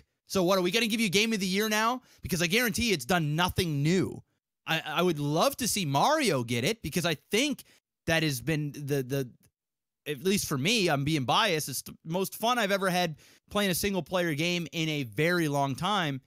But I'm trying to weigh out how it's sort of transcended gaming in that space where it's become a new thing. And now there's so many imitators, and it's It's the talk of the talk. Everybody talks about it, whether it's good or it's bad. That's why I'm voting for it. And listen, you can disagree, and even part of my soul feels like I'm wrong as I'm saying this. I want to throw up in my mouth a little bit, but the reality of it is, I know that it would never win Game of the Year simply because. Oh no, of it's the going issues. to. That's actually part of the problem. It's going to. Okay, well then there you go. So it's going to. Here's my issue with PUBG winning Game of the Year. Outside of, again, like you said, mechanically, because again, we all know it's bad. It's bad. It's real bad. It's bad. Probably the worst in a very long time. However, it's an early access title, okay? And we don't know what the game will be at a hard launch, like every other game that is going to be considered for Game of the Year. This is so for me. I have no issues in 2018 for PUBG going up for Game of the Year. I really don't. I don't fucking have any issues with that being the case, because in 2018 PUBG is released.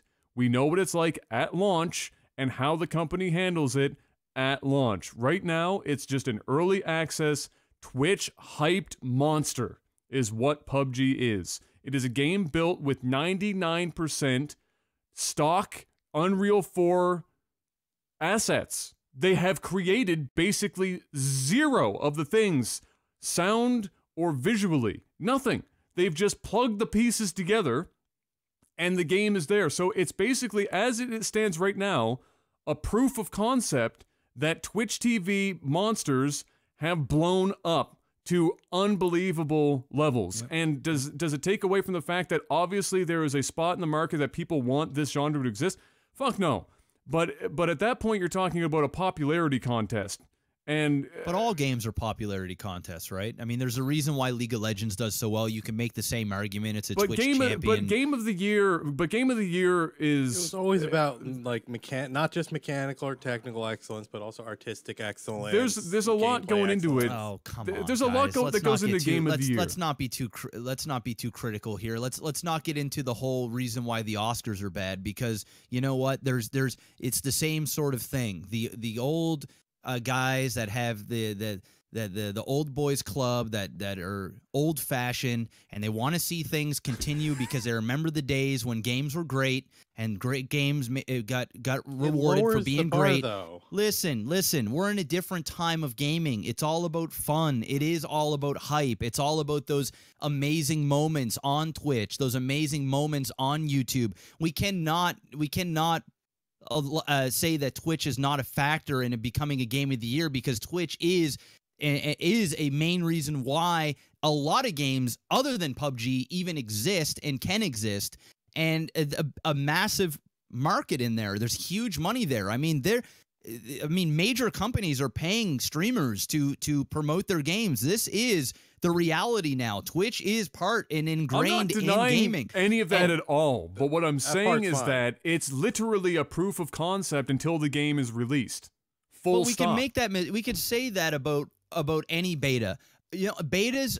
Listen, I'm a firm believer that a lot of these publishers keep games in the beta forever until they're forced to release and officially call to release. They do this so they can take their sweet time at fixing it. They do this so that if there's any issues, they can just go, oh, it's beta. It says beta. It's not completely fixed. We all know that PUBG, when it gets released, which is soon, it's still going to have the same fucking problems as it does now. It's going to be the same game. It's going to be identical, I'm telling you, except we're just going to have the issues on a PS4 or an Xbox or wherever they're chucking this game at. The game is done, right? And the game is not done. That's the thing. It's not done, but in their eyes, the game is done. I mean, this game is getting released the way it is. I mean, there might be some small tweaks, but we've seen the show. What we see now, if we're going to give it Game of the Year now, we may as well, or give it in 2018, we may as well give it Game of the Year now. And we may as well do it now while the hype is real and the excitement is there and the headlines are there and they're breaking records and they're doing all this stuff. That's my argument towards it. Well, my argument, the end point to my argument was, why don't we at this point, because times are, like you've said, times are changing, obviously. And I think perhaps the biggest point of change outside of Twitch influence on video games is the early access market, which years ago that shit didn't fucking exist. And in the last couple of years, it's blown up. The early access games are constantly fucking showing up. Some of them are in early access for 5 years because they are there. They start almost in an alpha state until it's gone through the entire 4-year production cycle of a video game, right? Yep. It's a proof of concept, and they won't make it unless it's selling. Why then do we not just have an early access category? Like why? Because again, it's my opinion. I get that PUBG is like the fucking tits, and everyone fucking loves PUBG, and it's played by, you know, the player base isn't even the biggest player base in the world. It's just that it's shocking that concurrently on Steam, it's got a big player base. It's a juggernaut. It's a Twitch juggernaut. If you step outside of the Twitch realm, Call of Duty is still bigger than PUBG. It's fucking whatever. I mean, it's cool that in early access is doing so well at a player base size concurrently, but it's still not. It's a juggernaut, but it's not even the juggernaut still.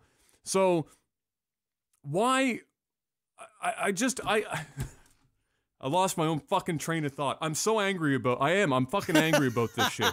I'm fucking angry because it's dumb. Because here's the thing: if I'm sitting down, hold on. If I'm giving a game of the fucking year, I can't, in good conscience, give it game of the year just because lots of people play it and want the genre to be good, so they play the best of the shit pile in the genre. That's I think it's more than that, though. I think it's such more a of, weak thing. I think to it's do. the fun. I think it's the growth of the community. I think it's a whole conglomerate of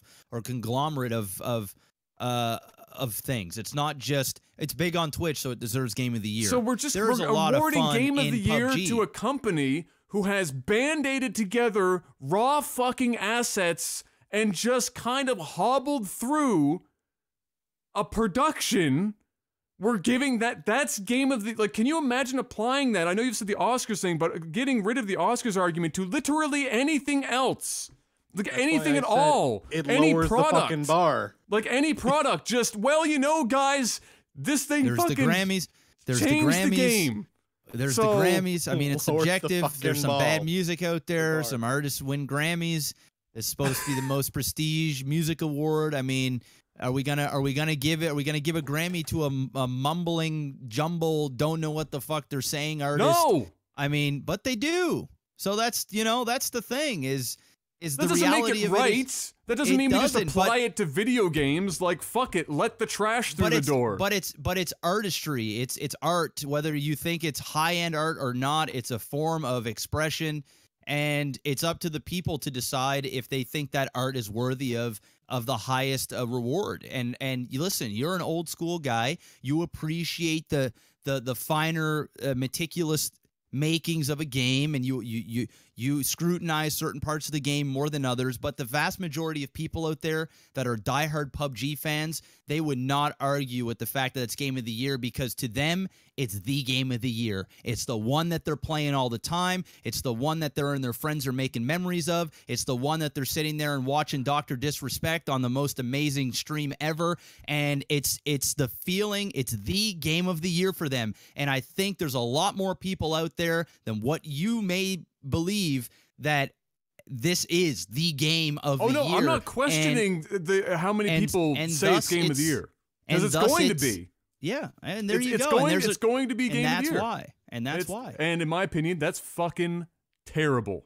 That's sad. What does that say about the video game industry? And for you, Adam, the game that you've probably played the most this year is PUBG. And there's a reason for it. And a guy that is super critical and super crucial, and you can give every excuse in the book that there's not much else to play or whatever. No, but listen, you enjoy it. It's but that fun. should say I can be impartial more than anyone sitting at this fucking table right now. I have played categorically more PUBG than all of us. And yet I'm still saying that while that's why I say in 2018, I want there to be a point of which we draw the line where if a game is fully released and we've seen it upon release and we apply it, if it wins in 2018, I don't fucking care. I don't want to see the game industry awards turn into all these other award ceremonies where we just fucking toss it out to a popular fucking vote because this many people played it, and Dr. Disrespect, despite the fact he shits on it, and Vis shits on it, and Shroud shits on it, and everyone that plays it shits on it. They're playing it because they make fucking money off of it. They're not playing it because they fucking get rocks off on it. They're not playing it because they truly enjoy the gaming experience. They're playing it because they're making fucking money with tens of thousands of people watching them. I played it because I could play it with friends who were enjoying it at the time, and there's not many games that I can play with it. And on top of that, like I've said many times before, I like the genre. I like the flavor of the genre that PUBG presents, but god damn is this game a pile of horse shit. There's nothing made in the game by Bluehole, sorry, PUBG Corp. They split the 12 people and a dog that they've given the most behemoth fucking game of the century with hundreds and hundreds of millions of dollars of fucking revenue coming in and said, you 4 people, you fucking make all this shit happen. Good luck, fucking go fuck off somewhere and make it happen on the smallest so we can get the biggest margin out of this we could possibly get. The game is objectively shit. It is just all this game has shown to me and to many other people, no matter how much, is that the genre is being pined after. People want this genre. People want the flavor that PUBG is giving them, but they're also constantly reaming Bluehole for such shit handling of this fucking game because the game is bad and they should feel bad and take some goddamn pride in what they're making for how much money this game has pulled in. And so it's cool. People want that, but that doesn't make it Game of the Year. That just means that people want that and somebody is going to do it better than PUBG. It will happen, and that perhaps, or even PUBG on release where we see how they handle it. Do they walk away and say, fuck this shit, we're out of here? Like, it still blows my mind that I understand that they're paying to license Unreal 4, but it blows my mind that we're about to see a full release into consoles and everything else of a game where almost every single asset, audio or otherwise, isn't even theirs. Yeah, I'm with you. Listen, it's man, crazy. I want to just tell you you're wrong, but you're not wrong. I mean, I'm agreeing with I can see your point of view, but I'm still going to go back to there is a reason why it's going to win. And you know, you can't, I mean, I guess you can argue with it because you are, but there's a reason why it's a juggernaut. I do agree with you. I think there should be a new beta game of the year or early access category. I think that would be great, and of course it would win flying colors. I also agree. I think game of the year is a little much, but I don't get my panties in a bunch over it. It's a fucking award. I actually don't care. And I would prefer to see PUBG win over another EA game or over another Blizzard title or whatever, you know, because Overwatch could win. I mean, it's very possible Overwatch could win. No, it won't win. It'll be Mario or Zelda, and there might be Horizon Zero Dawn. Those will be the 3. Oh, and Nier Automata. Those 4 yeah, Nier ain't gonna win. Are gonna like Horizon Zero Dawn in my book would be a type of game that I would want to see win like a game of the year versus the PUBG, because everything in Horizon, you know, one, first of all, the game's done. 2, they put like they built everything. They built everything in that game, right? Like it's not random. It's a completely new IP. It's you know, there's creative effort that was put in, not just like storyline and stuff. But once again, that's a subjective thing, right? It's you know, it's still an artistic thing, and whether you appreciate the process that it takes to get to end goal, that is extremely subjective. It really is. It's like calling it doesn't matter whether you think copying and pasting assets are inadequate or not, right? You know, it's almost like playing RPG Maker and you're using the same chipset, or you're using a Unreal 4 engine and you're making a game from a pre-rendered chipset, or you go to a website and it's WordPress and you're like, dude, it's a fucking WordPress site.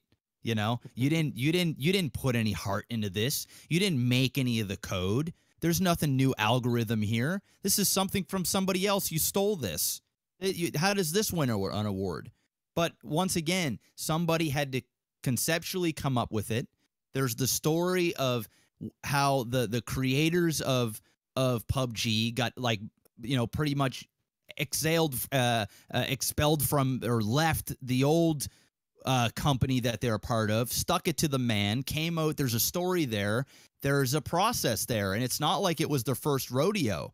There is some thought into this, and although technically how they made the game, it's weak, but we cannot deny the end product. And even though the end product is a dodgy one at best, it was the impact that end product made and the smile on the faces of the gamers. And you can't tell me for a minute that the $40 or the $20 or the $60 price tag that you would have paid for PUBG, or however much it is, that you did not get your money's worth. The vast majority of people can say they got their money's worth with PUBG. Lots of hours went into that game, a lot of fun, a lot of laughter, and for that reason, if it gets Game of the Year, we can discuss it all day long. And I'm not even disagreeing with you.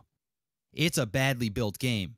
But you gotta give them some kind of props. Whether that is Game of the Year props, but if it happens, I think it's one of those things where you gotta swallow your pride and go, listen, you know, it is what it is. If I'm being honest, the props that I'm going to give here are to PlayerUnknown, okay, himself, the guy, not the company, the guy, PlayerUnknown, for one, basically creating the genre, despite the fact it's I mean, seeing that could be a thing, looking at Battle Royale, the movie, looking at the Hunger Games, looking at the popularity of that kind of thing in the culture that currently exists, the post-apocalyptic kick, all the seeing that, and turning that into something, and taking it to outside of H1Z1, like just removing it from there where it had been stagnated, and taking it to a different level, taking it to a little bit more of a militaristic style. But the biggest props I give to PlayerUnknown is putting it in the hands, which is not really a hard decision to fucking make, but putting it in the hands of streamers, because Genius. and I know, and I'm not trying to say that, I'm not trying to discredit it, because it is the times and games can be made or unmade on Twitch. But if you remove Twitch from the equation of PUBG, yeah, it wouldn't be a thing. Then the game doesn't exist. No. Yeah. So my props goes to PlayerUnknown for convincing with money other people who have big platforms to play a shit game and swallow the pill for the money they're getting paid to promote it to a bunch of people who want to, you know, experience it like the people they watch on Twitch. That's it. Literally everything else about this video game is a hot fucking dumpster fire. Full stop. I agree. Like, so the experience might be fun because of the culture that Twitch has built, the house that Twitch has built, but the game, if you remove Twitch from the equation, yeah, but you just can't though. That's no, the thing, I know, right? but for I know what you're saying. For Technically, in my it mind, would not exist. For a game award, in my opinion, if it's that stark, like there are games that have gotten boosted, we'll say, by Twitch. They've been lifted a little bit, like Smite. There's just a little, just a little tap in the ass, just a little tappy, or perhaps let's say, I just had the game in my fucking head and now it's gone. But there StarCraft? Well, StarCraft built Twitch. That was actually the reverse scenario. That was the perfect storm of the game, esport, and the platform coming together. So that was its own thing. But there are examples. Hearthstone. I don't think Hearthstone would be a big game without Twitch. I just don't think it would be. So I wouldn't be using that as an example. I'm just trying to point out that there are games that don't get made on Twitch but get a lift. Lifted a little bit. Okay? Hearthstone, it's a Blizzard title, and if you remove Twitch, is it as big now as it would have been without Twitch? Maybe not. I still think it ends up being a pretty big title for Blizzard because it's Blizzard. Blizzard has to fuck something up real nasty to not have a game be at least the company size difference between Blizzard successful. and PUBG is, well, exactly, and the quality of the game is also and substantially the advertisement dollars. Yeah, I mean, it's the night and day here, right? For a number of reasons. But again, despite the fact that it had some money behind it, the Hearthstone team was small, and it was like a half accident that it even fucking happened, right? It was only after it was released did Blizzard put the full fucking cock behind. But I'd still play PUBG over Hearthstone any day. I really would. Well, that's fine, but that's just fucking personal preference for video game genre at that point. But if you remove PUBG is, in my opinion, exclusively, if you remove Twitch from the equation, you can say any other game, you remove PUBG or Twitch from the equation, PUBG doesn't just not even get off the fucking ground. No, it dies. It's dead. They don't even start production. They don't even get in. They don't even get in the game. And it's the only game, in my opinion, that exists right now that you can say that about the game. And so that's perhaps my biggest gripe about it is I don't want to necessarily argue that in today's market, Twitch can make or break games in certain ways, but that doesn't take away from the games that exist being good or worthy of critical acclaim. I agree.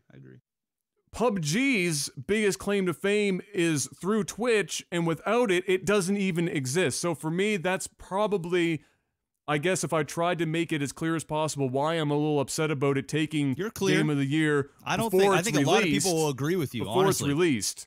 That's it. Like, again, if this was a fully released game, even if it isn't different than now, it's the fact that it's not released. We don't know how that company is going to handle it. It's a purely multiplayer game, which means how the company handles it post-release is the most important factor for PUBG. That's why I want to see PUBG unequivocally, and it probably will for many people that don't give it to them this year, 2018 Game of the Year or multiplayer Game of the Year. Or something in that category. And I definitely do 100%. I don't think anyone here would disagree that we need an early access category because it's become such a major part of the gaming industry. That would help an early access game too. They win that award, and that's huge, man. That'll help sales quite a bit. But anyway, no, that was good. I think that's all that I have for that stuff. Time for some tech support, man, because we're at that almost at the 2-hour mark. We gotta keep on track here. We did well last week. I believe that we can continue the hot streak this week. I'm gonna bring up the page real quick. While I do that, does anyone have an off the cuff sellout? Yeah, head on over to our Patreon. We lost, I think, one of the big heads. You lost $100, I think. Or 250. Okay. No, I thought we lost a 500. Was it a 500? And then some new people came in and replenished the water a little bit. So, shout outs to those that came in and are still supporting on a month to month basis. We really, really appreciate it. It means a lot. We're 9 months deep now, I think. And we're still going strong, and it is only because you guys support the show, because I'll tell you, we wouldn't do it if we weren't getting paid. And I know that sounds shallow as all shit, but that's just the reality of it.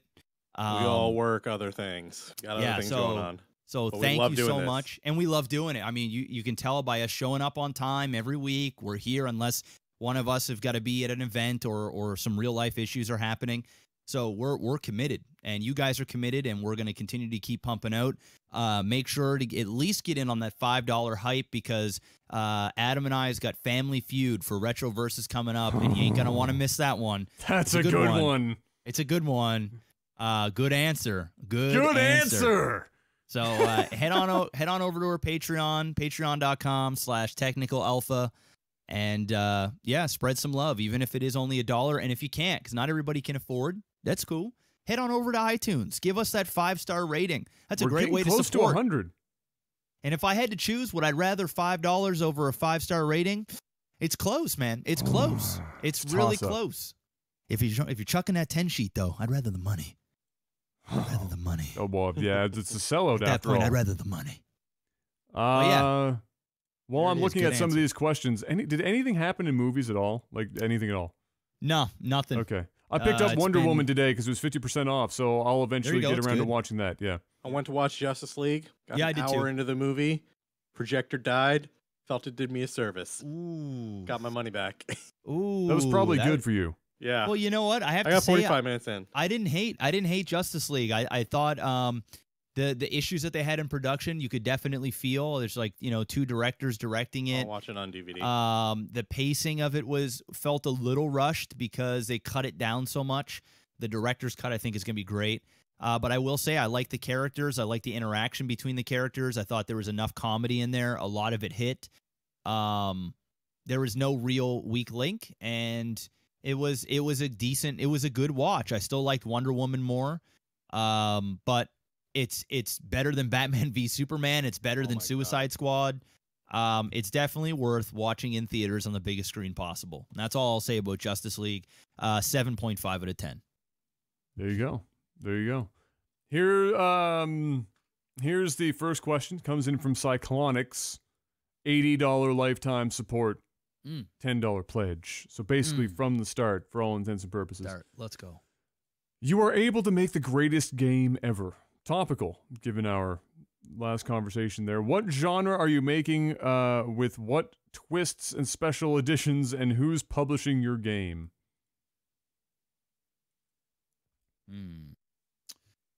I am going to make an RTS made by Blizzard because they're the best company to ever make RTSs. And what was the other part of the question? Special twists and additions. Just what genre are you? Because you made RTS genre. And like what you would do to like why does this become the greatest game ever, the greatest RTS ever? What do you add in? Well, I mean, I don't know what I could add in. That's why I'm not a game developer. But I would say, what would make you happy? What would make you think it's the greatest game? You know what? Honestly, I love StarCraft. It's my favorite game of all time. But I would love to see. I hate to say this, but I'd just love to see another Warcraft. So if we could get an RTS that has sort of a hero, kind of like you're playing League of Legends, where you have one main hero that you can level up and feed and go and do camps and shit with, and then still make your base and get your army and fight. I think that is the best of both worlds. I mean, MOBAs did spawn off of Warcraft. So I think that is the perfect medium now, because it would be getting the MOBA people involved and then also appeasing the RTSs, because there was real strategy involved. So I'm going to cheat a little bit and just say Warcraft 4, but okay. I can't think of some kind of crazy storyline or whatever, but I'm just going to go with Warcraft 4. I would just love to see it. All right. I'm going to go with, I'm taking a similar route to you as you. I don't know who publishes the game. I honestly don't have much love for a lot of publishers because they all seem to, have something to slight them for in one way or another. I don't really care if it's the greatest game ever. I don't really care who publishes it. The developer is who actually matters. And if it's the greatest game ever, I just get to choose, I get to choose my A team. I go in and hand select the people. I'm not just going to choose an existing house. So I'll assume that I can just have whoever I want to work on this game work on it to make it the best game possible. I want to see, or I would like to see, for me, greatest game ever is in the Elder Scrolls universe, but it includes all of the provinces at once. Ooh. And it brings back actual RPG elements. I think Morrowind struck a good balance between having a lot of the D&D style RPG elements with stats and whatnot. Yeah, it looked a little dumb when you swung your sword and it went right through the thing that you were at. Can I just say something? What? Morrowind is one of the greatest games ever made. Yes, That's it. Continue. Oh, full on for sure. So if I get that, if I get a improved mechanical version of Morrowind in the Elder Scrolls universe with all of the provinces, that's my thing. Now, what makes it better? I would buy that too. Coincidentally, you borrow more from Morrowind's handbook. you're from the beginning, you're on your own. And you have to, and ideally, greatest game ever, decisions that you make have real impact in the world around you. And not just a black and white decision, or a consequence, ideally. And you're just left to your own devices. You're given a general direction to go in, but how you get to that end point is completely up to you.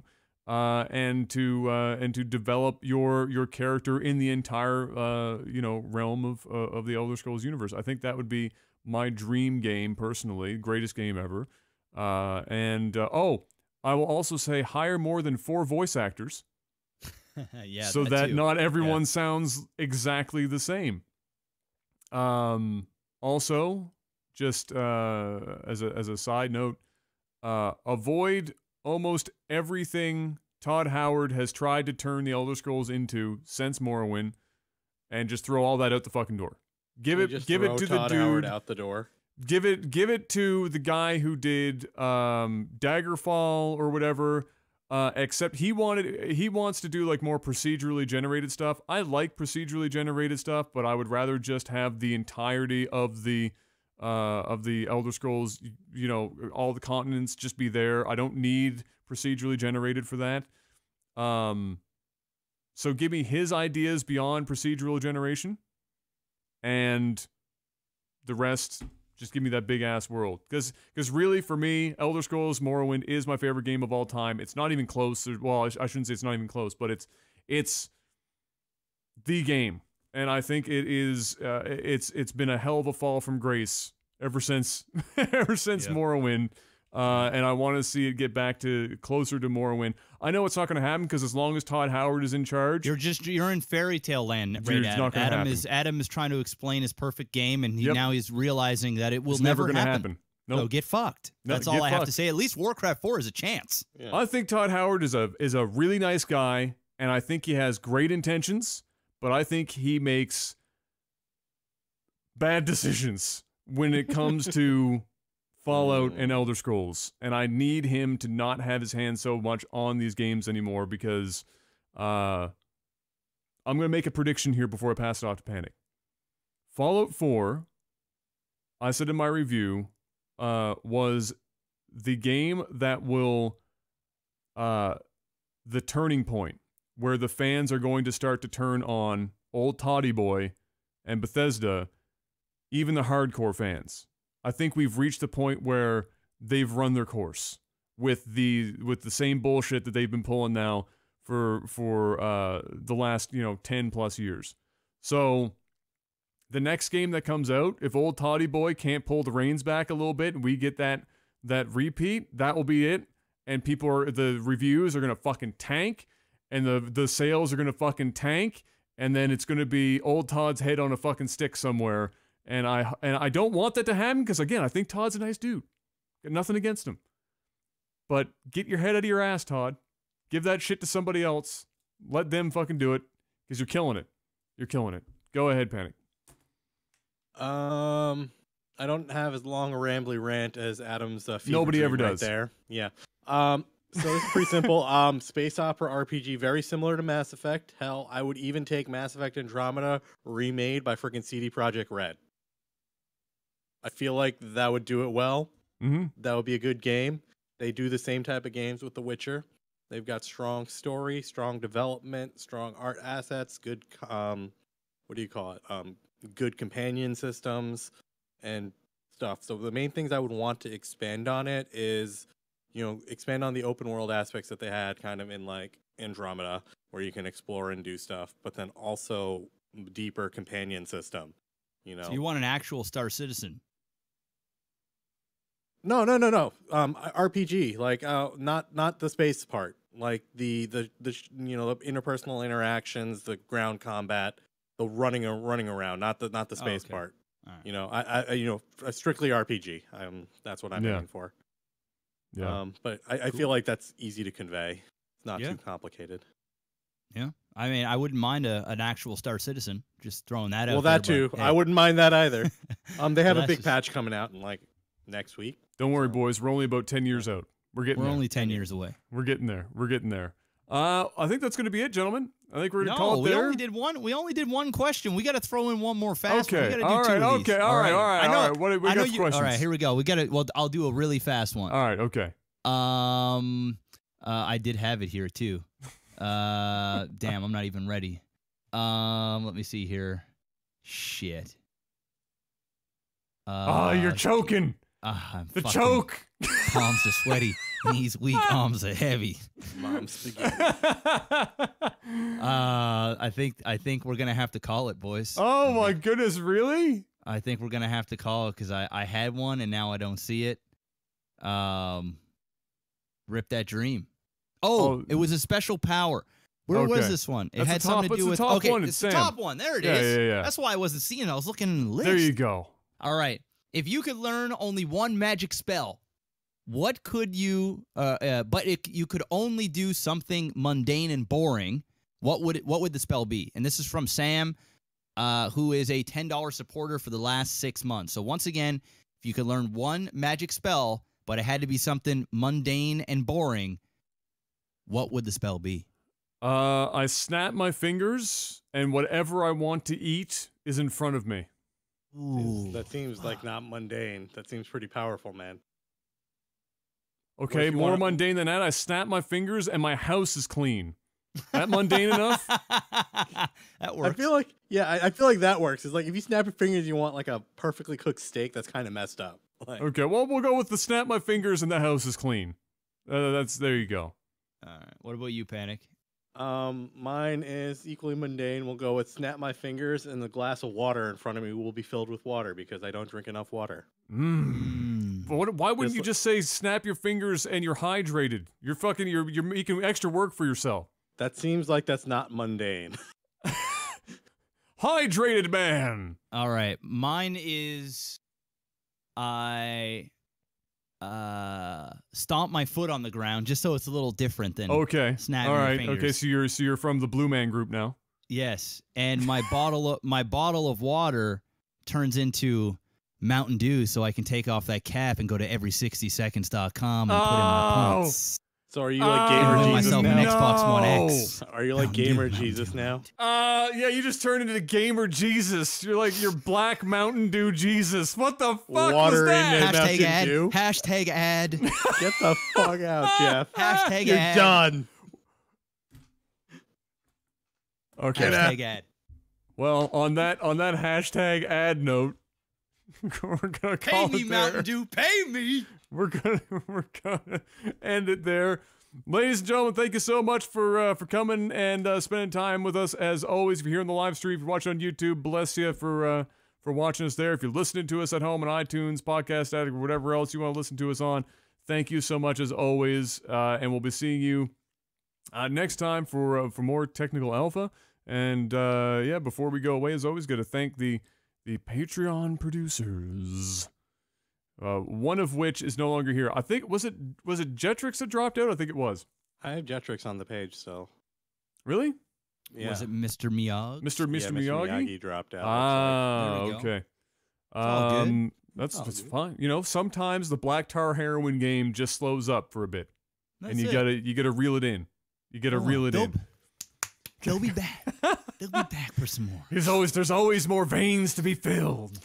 That's a really fucked up thing to say. It's horrible. It's a horrible thing. Jetrix, Mr. Miyagi, Postal Panda, Jamaican Jazz, Adam B, Toad of Steel, Naily, Derek P, Fry C, Ice Wolfie, Jorbach, Larzam, and Matthew M. Thank you all. As always, I didn't get to update this today, but the website, technicalalpha.audio, by the way, straight fire website. Shout out. It's down. It's down, by the way. What? It worked for me. Like I had to go up and it went up and down though. Oh, it's up right now. Yeah. Oh, okay. It's up not right working now. for me, but there we go. Now it did work. Yeah, Weird. we're good. Oh wait. Oh no, there's another one. Did I miss? Is this one not in this list? Xavier we got another one. A is a new guy. A. Xavier A's in the It's house. a good thing. It's a good thing I went to go check. Woo! We got There a you new go. hundo. Xavier A, welcome and thank you. I know it's not on the screen right now, but double shout outs to you, sir, for joining. If only I could just automatically update. Maybe that's my mundane thing. I snap my fingers and the end There screen you for go. the podcast is There updated. you go. There it is. There Perfect. it is. That's my superpower. Thank you guys for watching and listening. Really do appreciate it. We'll see you guys next time. And until then, have a good one and peace. Bye.